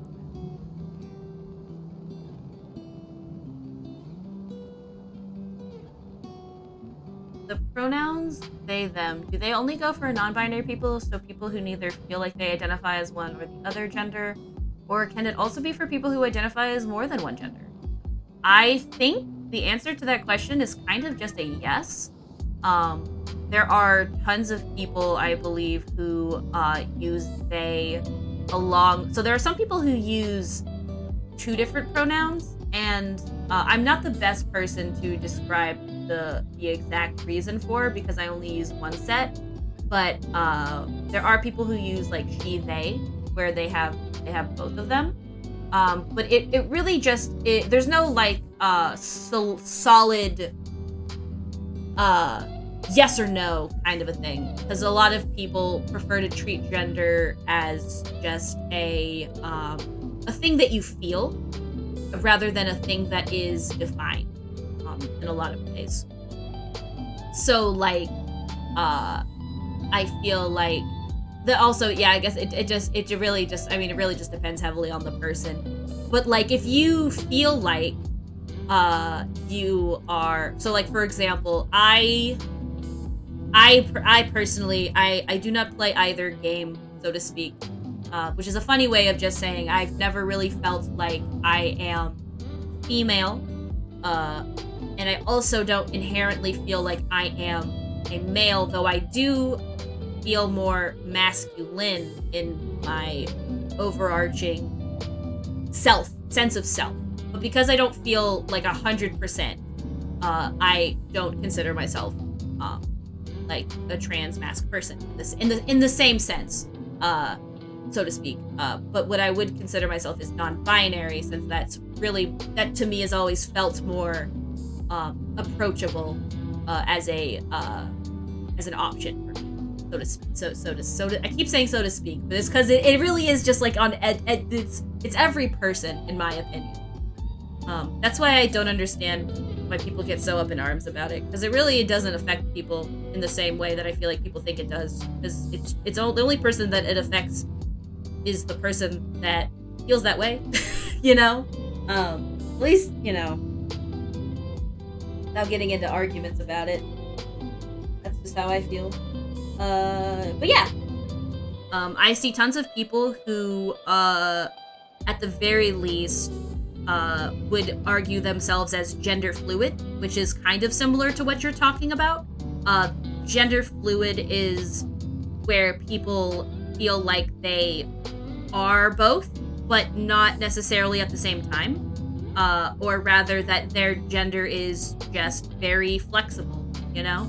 That it kind of is what it is at the exact moment of time that they're thinking about it. Kind of quantum-like, in my opinion, which I think is kind of badass. And so they would probably use they, or could use they. They wanted to. I tend to use they, them as a neutral pronoun as well until I learn what the person prefers. It's actually something that I have to do better at. Because I am a default they, I have a really bad habit of defaulting everyone to they, even if I know their pronoun. It's a really bad habit that I am trying to be better at.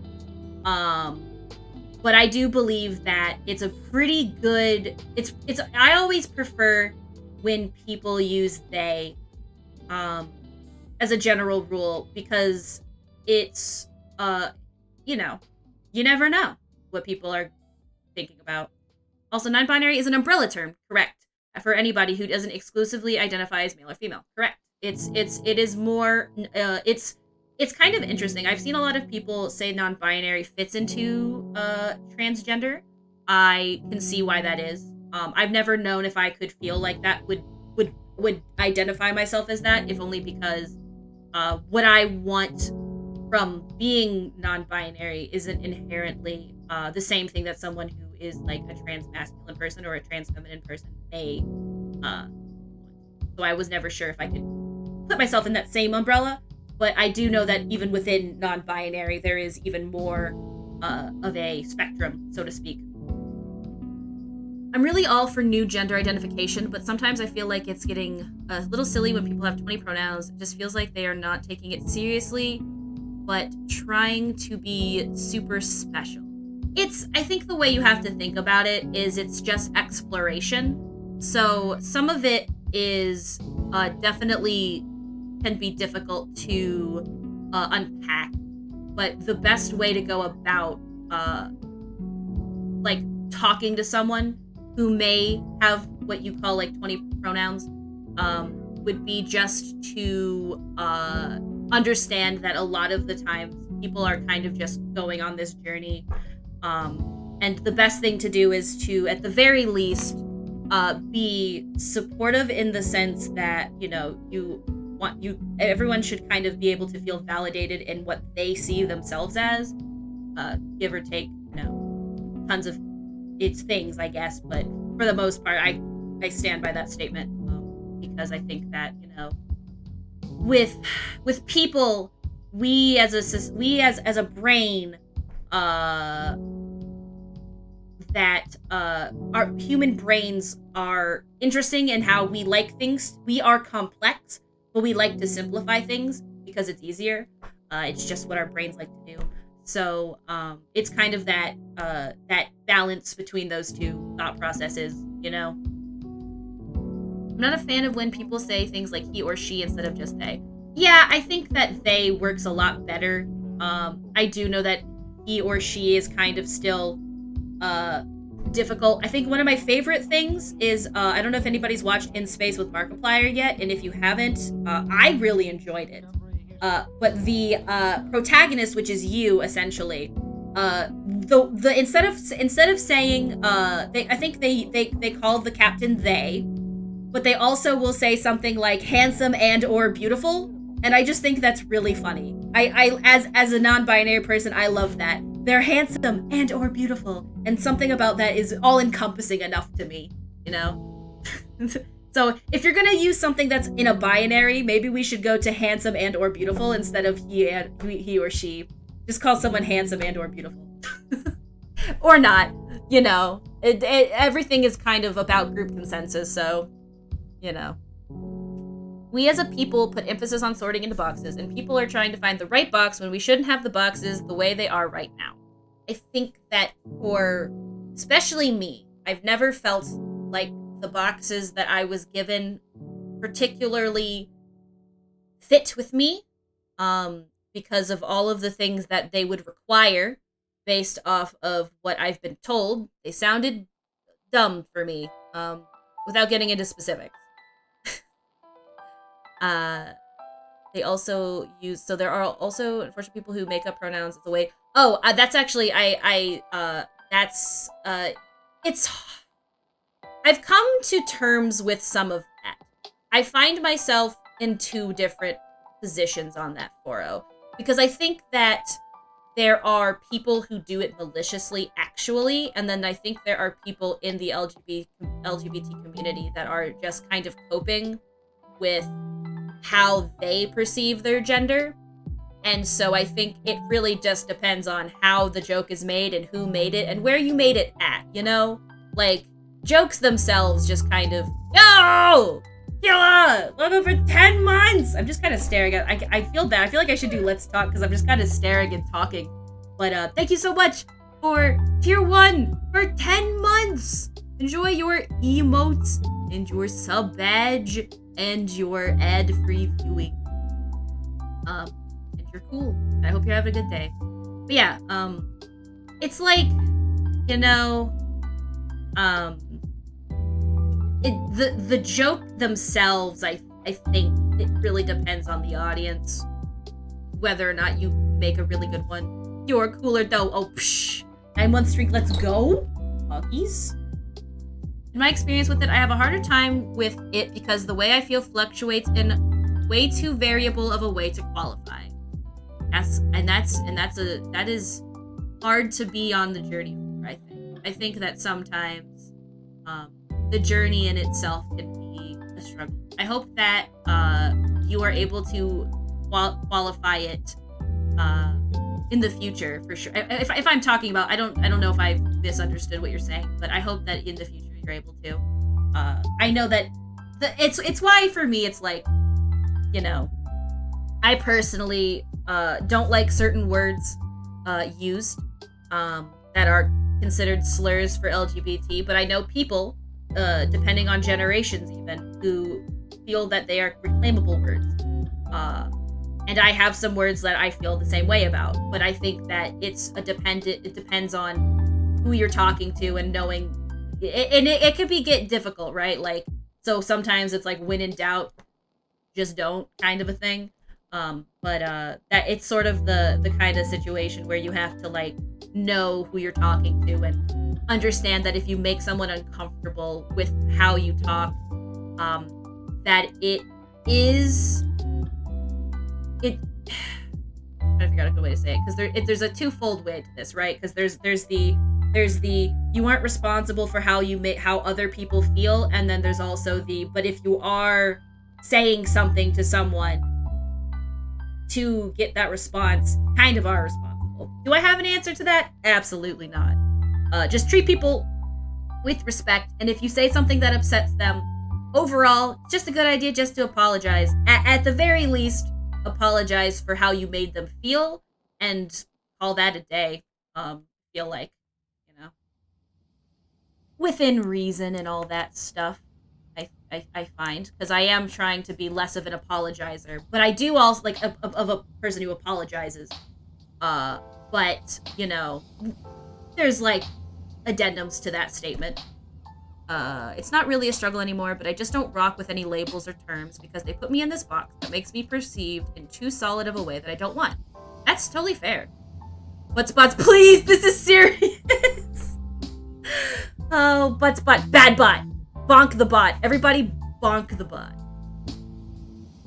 Butts, yes. No. Well, as long as you thought it was funny, that's what matters. But I don't specifically know how you feel, but I empathize with you, if that makes sense. Where I feel very solid in that the term that I use is one that feels right. Kind of a thing. If we always spoke in a way that always offended no one, we would be mute. Just don't be a dick intentionally. That is something that I'm trying to internalize, Foro, because I feel like anxiety is a bitch and will kind of make you overthink things and overthink how you talk to people.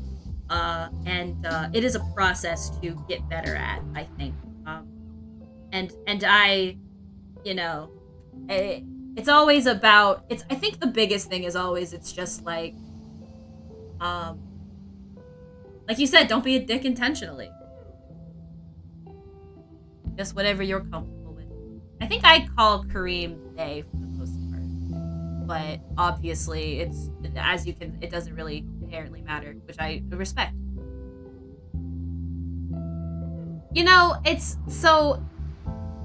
I think that a lot of it comes down to also, like, even if you don't quite feel it, because if you felt it, you probably would experience it in the same way. But I think that it's kind of important to at least, I think the word I want to use is sympathize, right? Sympathize means that you are giving comfort to someone even if you don't feel the same way that they do. Whereas empathize is where you feel what someone's feeling and you want them to Like, is that? I think those are the two different words that I'm trying to get the differences between. Like, I get it, you know, but I wish I could have a deeper connection to it. I think it's really important that you are wanting to know more. Some things that could help is just, I'm trying to think of like literature that I've read in my life, but I don't read that much. If anyone has any actual good and I'm going to use this word because this is a word I'm comfortable with, so I apologize, queer literature, let me know, because I would love to offer some up to people. I don't really have a lot, so it's something I actually need to do more of is do a little bit of reading, because I feel like reading sometimes helps people to feel more understanding, you know? But I don't like to read, so that's kind of the problem. Kareem is unbound by gender, an unstoppable being. I kind of like the chaos of that. It kind of feels like ominous, but in like a very good way. Like you can't stop Kareem, but why would you? You know, just let Kareem go. You know, let Kareem just go fucking crazy. The all-powerful Puff. Yes, you don't need to really understand it truly so much as just try to learn and be respectful, and that's all you can do since the experience is so different for everyone. That's a pretty succinct way of putting it, honestly. Like, someone like me who never questions their identity will never fully understand someone like you or Kareem or find a solution, if that makes sense. No, yeah, I have empathy, and I will be respectful, and I will start conversations and adjudicate. I think that you use the right word, but I think I just am bad with words. Adjudicate people around me who don't understand, but I don't know. I just want to be more into it. I think that's actually totally fair to want to understand more. So, and this probably is like, some people might disagree with this, and that's totally fair. But the way I see it, most likely because I am very non-binary, is that gender is it's an exploration. The thing about it is that when you talk about gender, specifically in psychology, I'm about to go a little armchair psychologist on everyone. I don't have a degree, I just took a lot of classes, so take everything I say with a serious grain of salt, like a big one. Talk to a real psychologist if you want really good answers. But anyway, when it comes to gender, it's a part of your personality a lot of the time. So it's kind of a factor of what makes up the identity that is you. And so, like the way that you are constantly changing, gender has a tendency to also change. But it doesn't necessarily mean that it changes in the sense that you can feel like you would identify differently. It changes in the sense of how you perceive what it is. And that sounds probably incredibly metaphysical and bullshit, but like, that's the best way I can think of to describe it. Because it's like, the reason why people get so upset about people who are invalidating someone's gender is not because this is probably for everyone different, but for me, it's not because they are like not seeing them the way that they are, which is part of it. But the other part of it is that you're kind of telling someone that they aren't who they think they are. And that's sort of whack in a sense, you know? Like, to tell someone the part of their personality is incorrect is wild, in my opinion. And so I think once I realized a lot of that, a lot of like gender studies is about considering and fleshing out personality and just kind of being very introspective on what it means to be a human on this rock we called Earth, in this galaxy we call the universe. You kind of start to realize that it's sort of like, oh, you don't have sound. Oh, Thompson, you're good. Oh, you're good, Advo. Everyone tell Advo that he is good and that I give him big hug. Also, I just want to see, with gender stuff, and especially people who use neo pronouns, for example, I'm really what, and just try my best. I will say I've not had to talk with someone with neo pronouns. I definitely can understand how it might be hard to remember those sort of things. But the way I would feel about it is that, you just have to try your best. I've never particularly felt that I identified with neo pronouns as a non-binary person. But that's obviously my experience, and I cannot speak for anybody who does. and that's whatever, you know, like that's just how it is. But I will say that some of the popular ones that I can see being the only one that I know that's like, I don't even think it's really considered a neopronoun. It's actually it's typically used for people. It's similar to they them, but it's typically used for intersex people, I believe, or at the very least, this is where I was introduced to the concept of Z, Zir, and Zim, which is X, XE, XIR, and XIM. I think that's right. And also, and yes, that. And that's one that's often before I even knew I was non-binary. It was one that I had seen used typically for people who are intersex, which means that they are not genetically, but biologically both, or at the very least, they have an extra chromosome of some kind that gives them that kind of body makeup, so to speak. I don't know a whole lot about intersex. I've never known anyone who is intersex, so that discussion for me is kind of in the realm of hypothesis only. So that's something that you'd have to do some more research on. But that's another one that I wouldn't inherently consider a neopronoun, in the sense that, like, neopronouns to me have always seemed like something that was created within 2000s, I believe. Yes, Kareem's got this. Kareem has got. I'm really glad, actually, because I don't have like all of my accredited like sort of sources in my head all the way up. So I really appreciate the actual like extra information that I may be not saying correctly. Thank you very much. And like I think like if you guys, I actually really appreciate being a shapeshifter is cool because you can transcend gender and be anything you want whenever you want. Sometimes I wish that like that was something that like I could physically do, because if I could actually like change my whole shape, that'd be fucking awesome. And I think that would be good. I don't know if you meant that in terms of like an actual like gender type, and if you did, I apologize. I was just thinking of it in the sense of like the D&D thing, because I also resonate a little bit with that. The way I phrased the beginning makes it sound like I have experience with that. Well, like, I mean, I wasn't gonna judge you if you did, but I would like to know your secret if you were able to do that, because I would like to be able to change at will. That'd be fucking awesome. If we could, my dysphoria would be gone in a heartbeat. Yes, 100%. If I could just fucking bam, that'd be pretty awesome. But you know, save for some things you can do with the magic of surgery, there's very little you can technically do in that sense. Yes, empathize.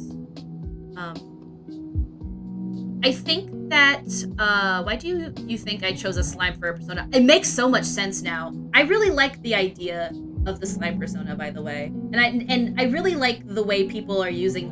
One of the things that I find really fascinating is actually that a lot of people are using VTubers kind of as a gender exploration, and I think it's super interesting to me, actually, because you always hear about people who are in VR chat who are using like a female presenting, so to speak, anime character, but they are like what they would probably consider themselves as a cis male, and there's a lot of discussion about how it kind of allows you the ability to sort of think about your gender in a more this became less an art stream and it became kind of a gender studies, but like in the kind of way that you pontificate mostly stream. Anyway, it gives people the ability to like kind of just explore themselves in an environment where, you know, it's somewhat safer in a sense. I think that's awesome. I think that we are learning. It's like Gender Studies 3000 is in session. Let's go! It was one of my favorite classes, learning human sexuality, actually, in college. It was a lot of fun. I learned a lot about not just like it was the class itself did a lot more than just like talk about people that are transgender or talk about because it didn't talk about non-binary at the time I took the class.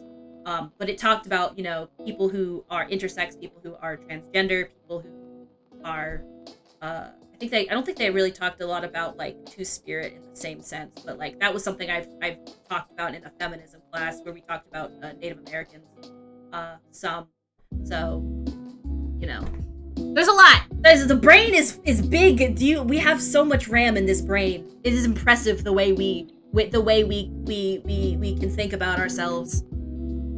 I have no one to talk to about this stuff either way, mostly because I don't talk unless it's something. Well, it's something that it's funny that you bring that up, Foro. My last 2 big messages. Let me go back. I don't think I necessarily did. I think a good way to phrase it is, I wish I could see colors the way you perceive them. We both understand them. We both know how they work.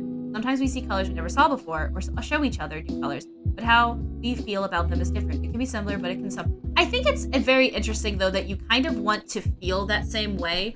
I think it's very conducive to how empathetic you are as a person. I think that also, it's okay that you don't necessarily see the colors. I do think that being able to understand that people see things differently in itself is kind of, it's sort of like a, to me, it feels like you kind of understand when you say it like that. That being said, obviously you may not disagree with my assessment there. But the way I see it, is that like even just the act of wanting or trying to learn, in my opinion, I think is kind of a win in a sense.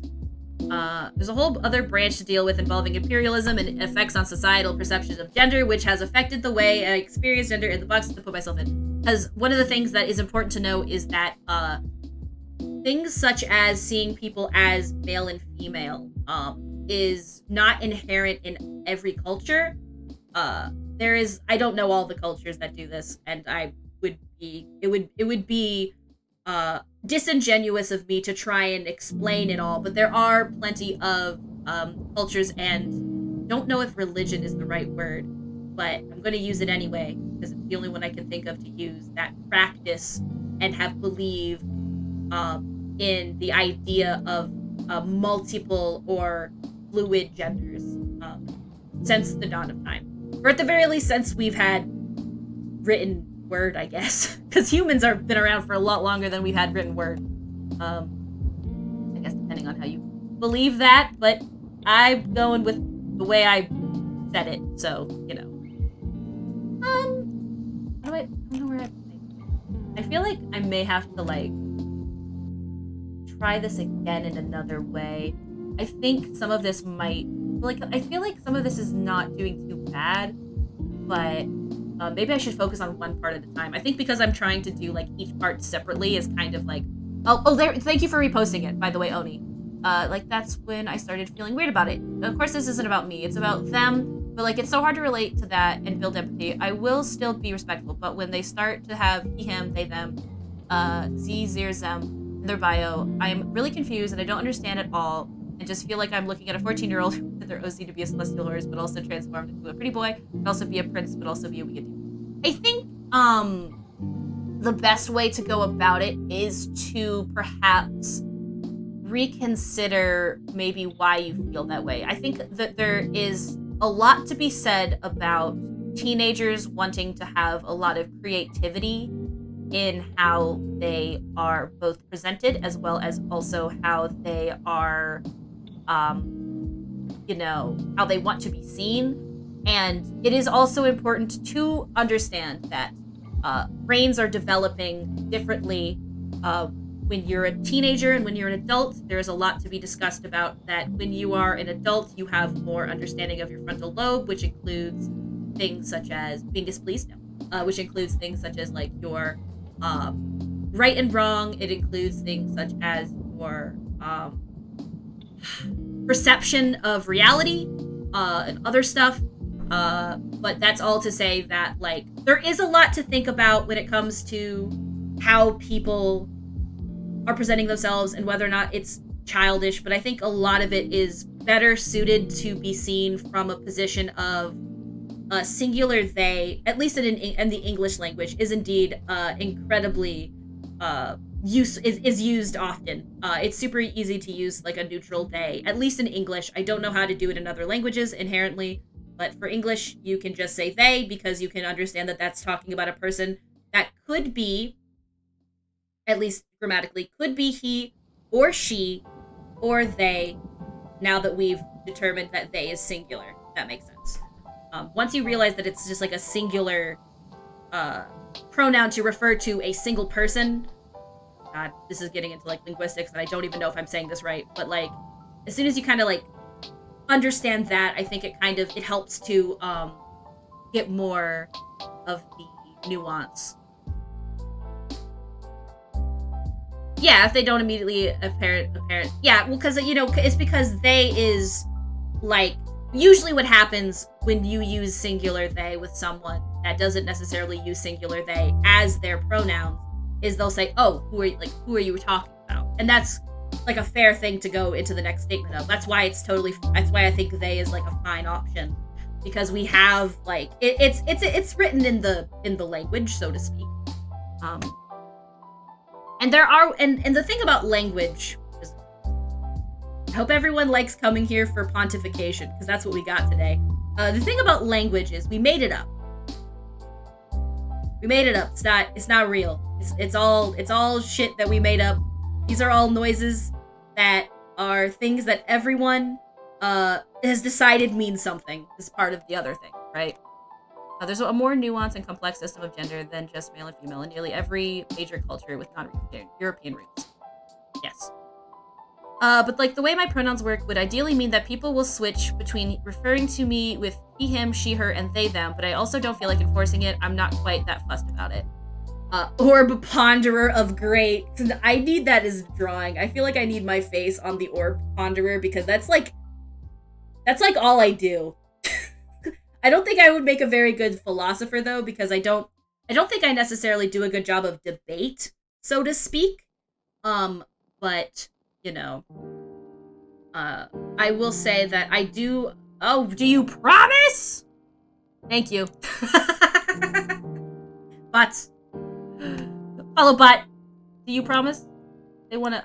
Okay, I'm gonna not do the mouth. I feel like the mouth is causing me to be a little bit. I feel like I need to focus on the hands, and then there has to be a better way to go about this. I know I probably could use live TV, but I'm gonna keep trying with After Effects.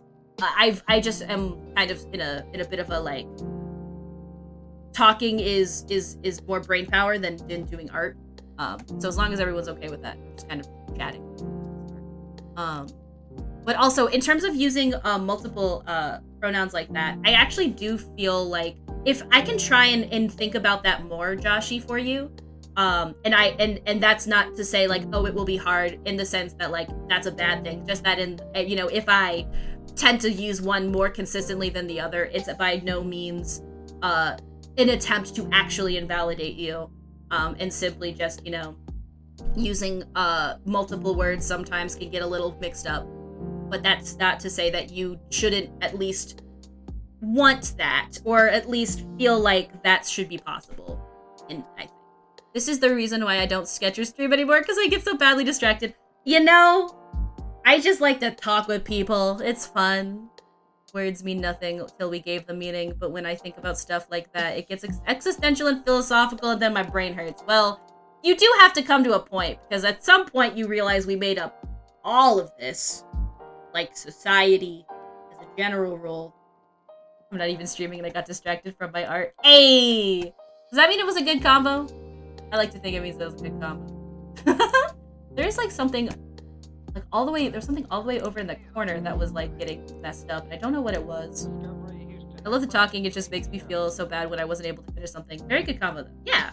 I mean, like, hey, I feel like I will get this will get done eventually, regardless of how long it takes me to do it while I'm on stream. Just the fact that I'm getting some stuff figured out on stream feels like a win to me. I want to figure out when this arm goes away so I can block it out. Because I'm going to use this, I think, as like a blocking out for stuff, and I might do more frame by frame than I initially said. We'll see.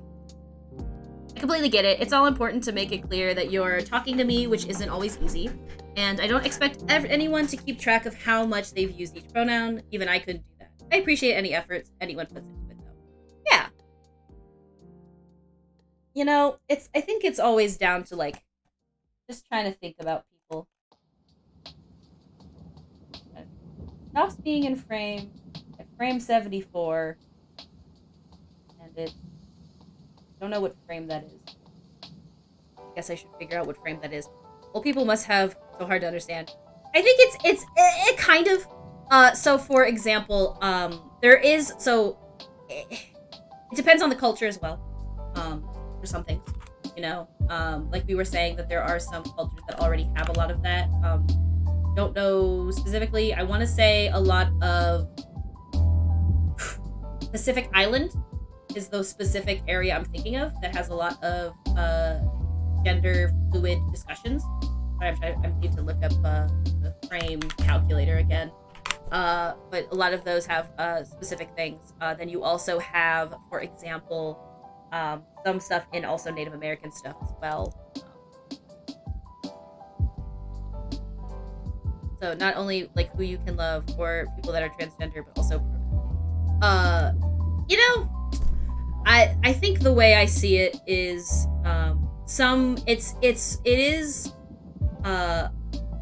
life is evolving kind of a thing, you know? Like everyone's sort of like evolving as a general rule. And like I do understand it from like that it can be harder for people to understand as they get older. And the best thing you can do is I think the best thing you can do is try. But, you know, if nothing else, respect is always a good second to go to, you know? Thinking about philosophy and stuff isn't a problem until it starts a chain reaction, and now it's been 4 hours and worrying about the insignificance of life and how your soul may reincarnate into a potato. I wouldn't mind being a potato. Them babies get to live in the ground all day, every day. They get a little nutrients, a little slurpy. Next thing you know, I'm mashed potatoes. I don't know, sounds pretty nice. What I'm trying to say is, I want to be a potato. Sometimes the simpler life, you know? 74 is what I said. So, 2 seconds. So that should be at 2 seconds and 14 frames. I don't know what that means. But I guess I'll go 2 seconds and then I'll go 14 frames for 2 seconds. Probably makes sense. Alright. Yes, I can say that it's the reason why similar to what Foro says about you know, with me when I moved away from college, I had already made the decision. I had already been pretty solid in my gender. I just hadn't told anybody. And then when I got to college, I was able to be more exploratory with it, but I stopped thinking about it until recently because I'm trying to get married, and so there's a lot of nuances to marriage because marriage is very kind of gendered as a general rule. So it's come back to the forefront a little bit as a treat, for better or for worse. You know, we do our best over here.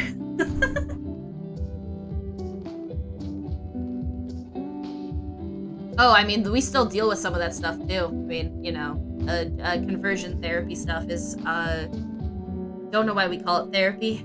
I do not feel like it is. You know, it's all about making an effort, which most old people can't be bothered to.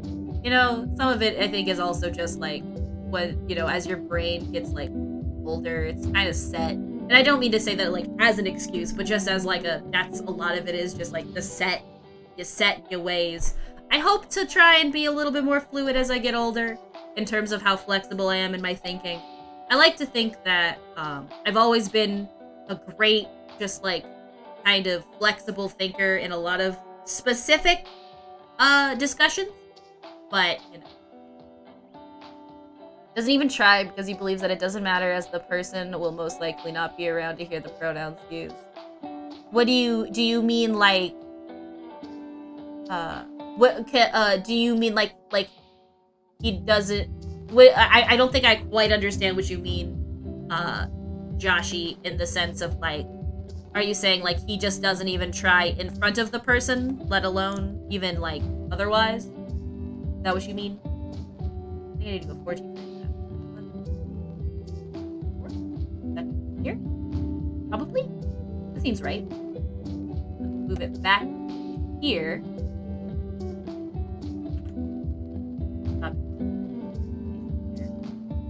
How this goes. Oh, the slow descent. I kind of like. He doesn't try in general. I can understand. Like, when I say I can understand, I mean I understand your struggles, and it can be rough.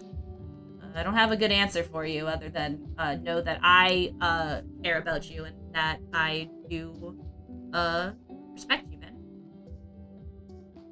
It's way harder to break habits and all. That doesn't mean you shouldn't try. I think that that's a pretty decent way to think about it, actually, Advo. I like where this is going. See, I was giving myself so much trouble, but like at the grand scheme of this, it's not too bad. I think I need to make the squishy more, and I'm trying to figure out if that's going to be better done with a markup code that does a loop, or is it going to be better done hand keying this? I feel like there has to be a way to turn this into a not hand keyed thing, especially if I'm considering it to be at 4 minutes always. Also, I do need to figure out when it starts leaving. It starts leaving at 66, frame 66. So that's going to probably be 2 frames in 6 seconds. So that's going to be like... If I did it here, like, probably just do it at 2 frames. Well, that did. So, like, here. Oops.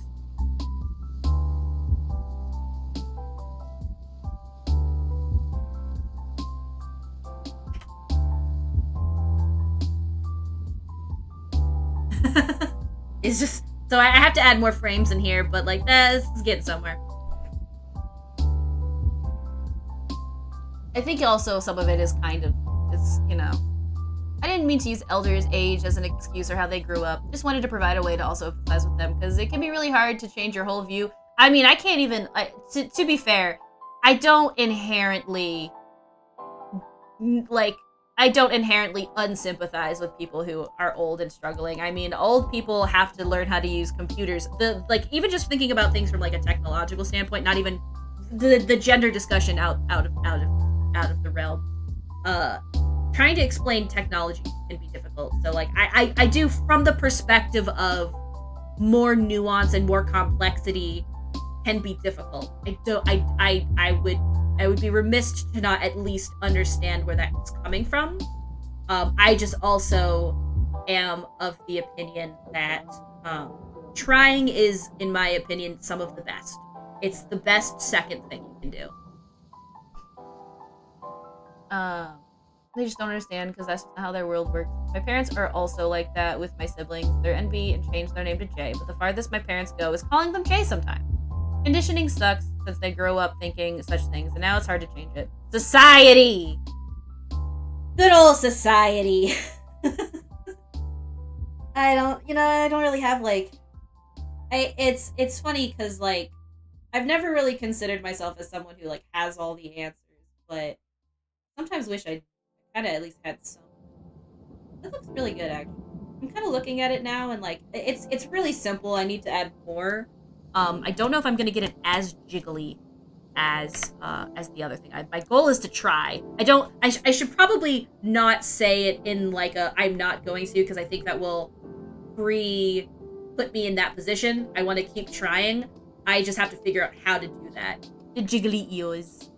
Do I need to also, I think what I need to do is consider adding this. Yeah, so like that already is like pretty decent, right? At least the not the leaving, but this part.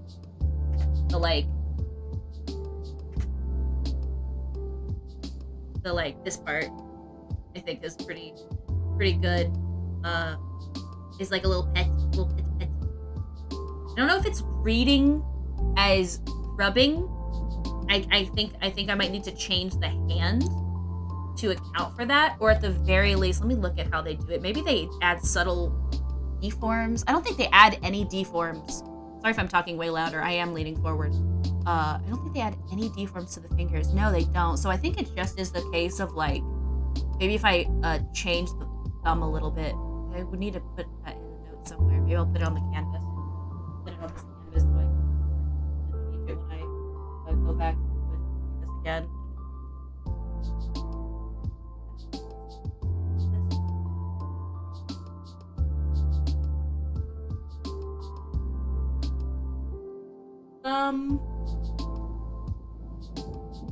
More parallel. I don't remember what that means. It makes sense to me right now as I'm talking about it.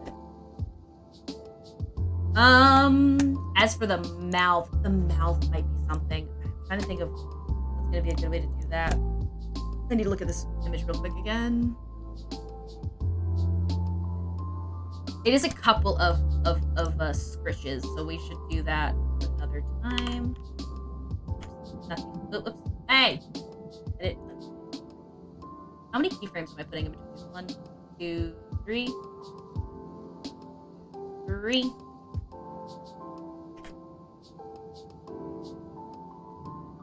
So it's like, I still gotta get like some of this like other stuff going, but like, so it's gonna go from here. I have to double check if this is the timing, but this is what I got so far. I have my kitty! Hog, kitty, cat. I like to stare at my, so this is the other reason why I take forever to animate, because I'll get like 2 or 3 frames done, and I'm just like, beautiful. I'm gonna stare at it now for 5 hours. Probably what I need to do is I need to go back and look how many times did I do this? 1, 2, 3. How many times? 1, 2, 3. Yes. So I need to do this for a fourth. 1, 2, 3. Yep, I need 4 times. You know what will be hard when I move into my own pets? Not getting 203,483 pets. Yes, I will say this. 2 cats is 2 enough. Let me tell you. Dragon! How are you? Hope the school was good. Did school good? Did school go well? Actually, this is more frames than I thought it was. 1, 2, 3. Wait, what? No, it's 3 frames. 1, 2, 3. Ah! Bastards. There we go. 1, 2, 3. Would 4 all that actually like that's probably like what it is, right? Like 1, 2, 3. Yep, that's okay.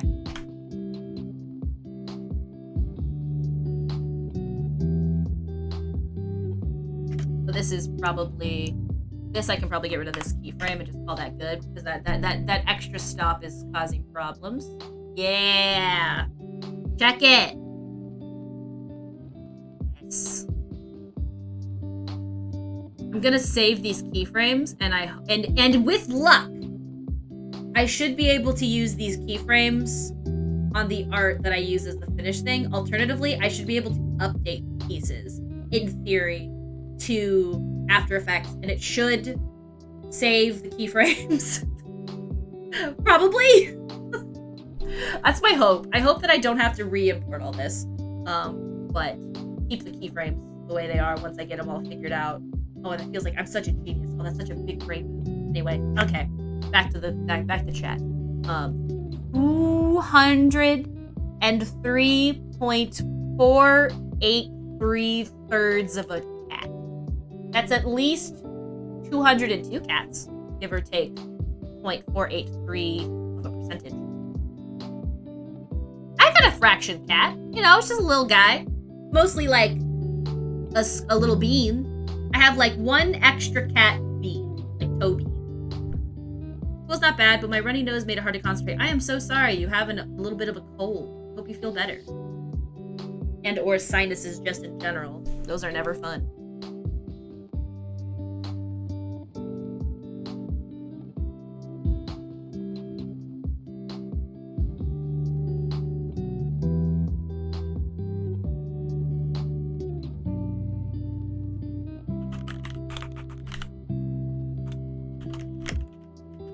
One's like click clackling. He has 3 feet. No, that's all he is he's just 3 toes. He's just 3 toes. Some countries use dot and not. Oh! Oni, I'm so sorry. That's I didn't know that actually. So you meant 203 200,000. Wait, no.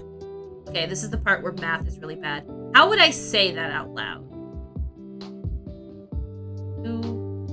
It's not you, Oni. It's me. It's me in numbers, man. I'm just so bad at numbers. How would I say this? I'm gonna look it up because I think it's just me having a hard time with speaking numbers.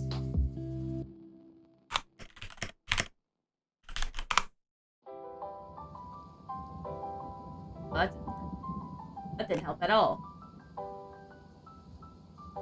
How to write 203,483. Okay.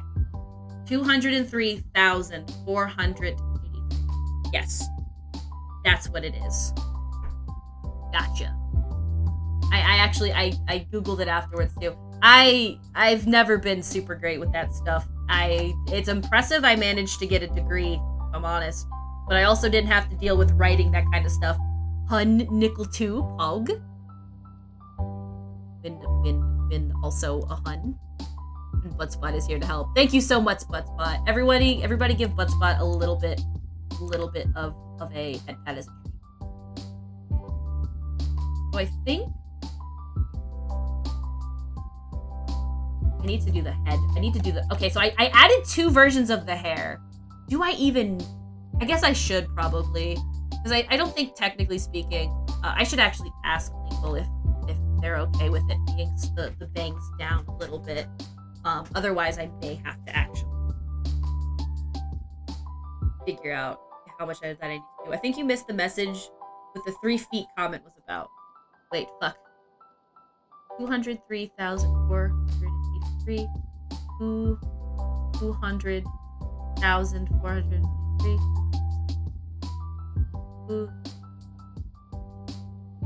Wait, did I miss something? I for some reason, so what happened was, I think I thought that was point of fraction. Cat named yours. He had 3 feet. Oh my god. Okay. Yes. I did in fact miss the context of the cat named Yardstick with 3 feet. That's a really unique way to name a 3-footed cat. I had a 3-footed cat as a kid. We named him Bubba. But he had 3 feet since he was born. He had a little nub for a foot. He walked around just fine and didn't stop him from being a big chunky boy. So, you know, I do now have the context a little bit better when streamer miss context. I just keep staring at this. I think I need to consider doing. So I have an idea. Here's an idea I had. And we'll see how smart this is. I may end up having to do this differently, but I'm gonna try something here. So we're gonna go in a little. We're gonna do one here, like this. We'll call this 0. Then we'll go back to 100. Right? And then we're gonna go over here. This is a choice that I'm making right now. Is it the correct choice? No. But it's what we're doing? Yes. See how this works. I don't know. I'm very curious.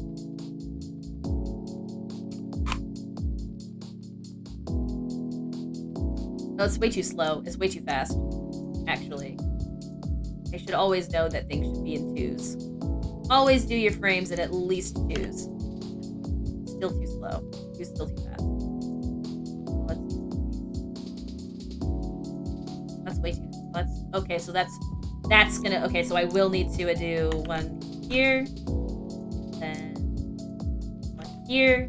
Maybe different problem I'm dealing with. If they can stand, they can fight. And if they can stand, they will yell at you to feed them, even though you fed them 30 minutes ago, then almost tripped 5 times while walking. That's just the way the cat be. That is the way the cat do. Okay, let's see. Still too fast. Okay, so consider changing this way, turning this off, and this instead of 0.5 seconds. We have sound now. Yay! How was Smash practice? Hope it went well. I want to do this. Can I hold this frame? I can totally do that. I don't even know why I'm asking. Totally can hold it. I would like to hold this. Toggle hold frame. Toggle hold frame. Kind of what I want. Close.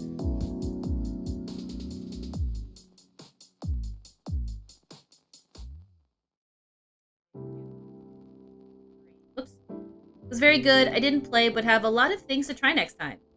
I am so excited. Oh, hi, Advo with sound. Item, get ears! When Advo has ears.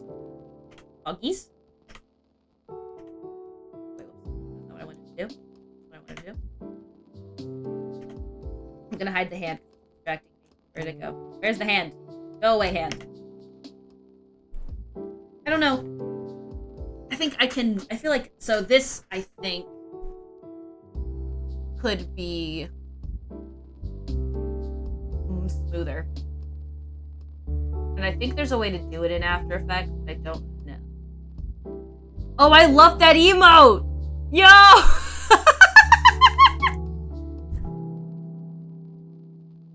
Oh my god, fuck, that emote's hilarious! What the fuck? Oh, beautiful. We love to see it. I love the cat scream so fucking much. Damn, these are some insanely well animated emotes. It was very good. I'm glad it was, by the way. I'm excited. When is your next tourney? Tell me when your next tourney is. Hopefully I can watch again. Advo's been doing a lot of like tourneys on the weekends for Smash. And it's, for me, since I don't know a lot of German, I don't know what they're saying. But what I do know is, my god, all of you Smash players love to play a Dance with Death off the edge of the goddamn map. What is up with that? Y'all play, I know it's because you guys know how much you need in order to like, get to where you need to, like you know how much space you have before you can no longer get back up on the stage. But for the average viewer, it's so stressful because I'm just like, what's gonna happen? It's so much for me, man. How do you do it? How? I mean, I guess you just know, right? But still, I'm watching you, especially when you guys go in for the spike. That shit's so risky. I've seen the amount of spikes into recovers, like failed spikes into recovers I have seen is way too many.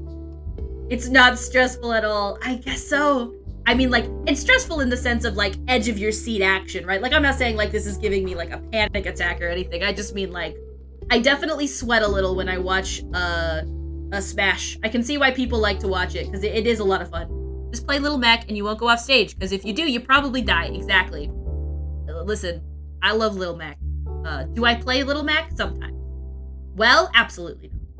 Have I even once successfully gotten off the final punch thing? Not even once. But do I still play him sometimes? Absolutely.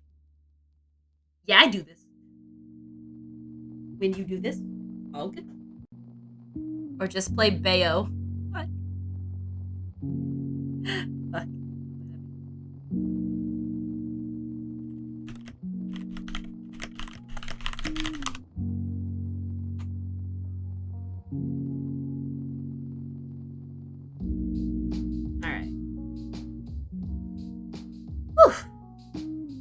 I want to do like at least one more thing on this because I want to try and have Wario. The funniest thing to me about Wario is how cursed he is, both the man and also in the game. Like, I am terrified at the fact you can eat your bike. I'm sorry, that cannot be healthy. When the last huge 30, by the way. Oh my god, April Fool's Smash update where all changes are reverted. No. Didn't they, like, give Little Mac a little bit of a buff as a treat? Okay, let's see. Where am I at? 4 seconds.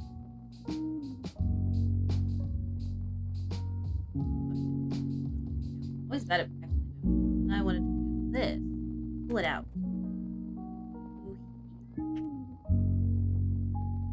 I guess I should grab my hand. See how that's all looking. We're getting somewhere. I am getting somewhere, but I feel like I will some of this I will probably have to redo. But the hand I think is honestly pretty good. Probably they're like a I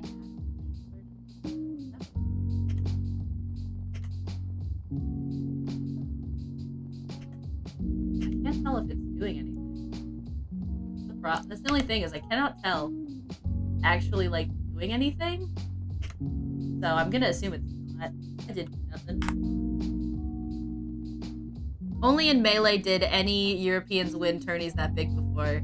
That's Melee was my child, for sure.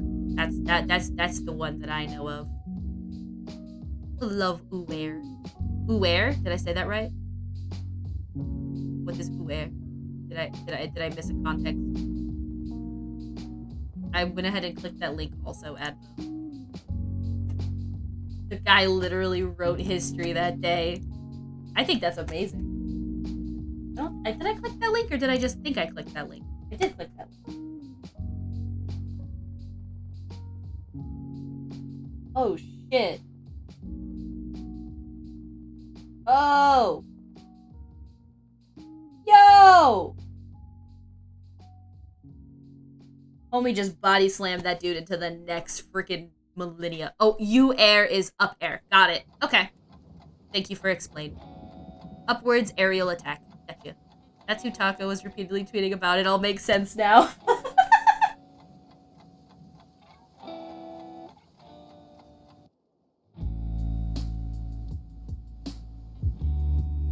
Alrighty. I'm gonna do at least. I feel like, honestly, that feels pretty good. The hand. It could be you know what it could be? It could. Oh, that's not what I want to do. It could be. I mean, maybe if I do it. Does it look small though? It could be. The movements could be more micro. I don't know if like that is something. This. We'll make this.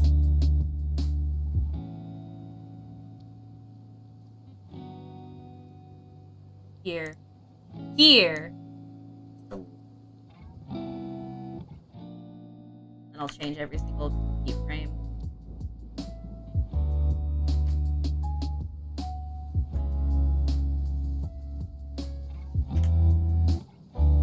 That's a little bit better.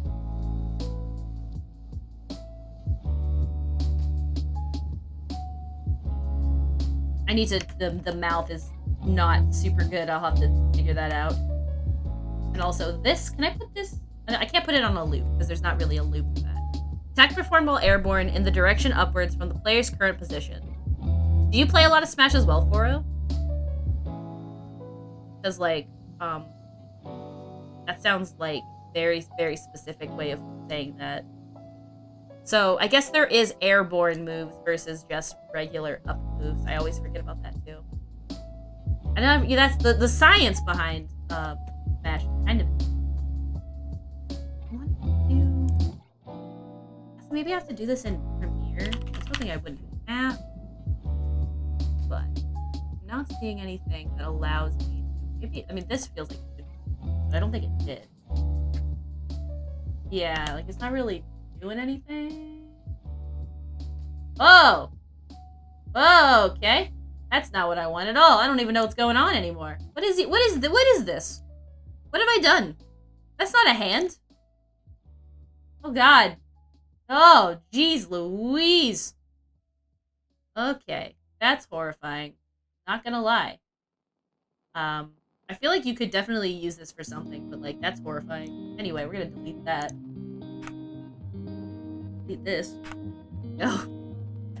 Increasingly, attack, performed while airborne. I read that. Increasingly verbose funny. Also, I played Smash, but only casually with friends. I've played less Smash now than I used to when I was playing it on Melee. But also, people continued to play that game well into, like, the Wii U one. Oh shoot, maybe it's time to call it for a second. Get back to this later today. I do like where I'm going. I feel like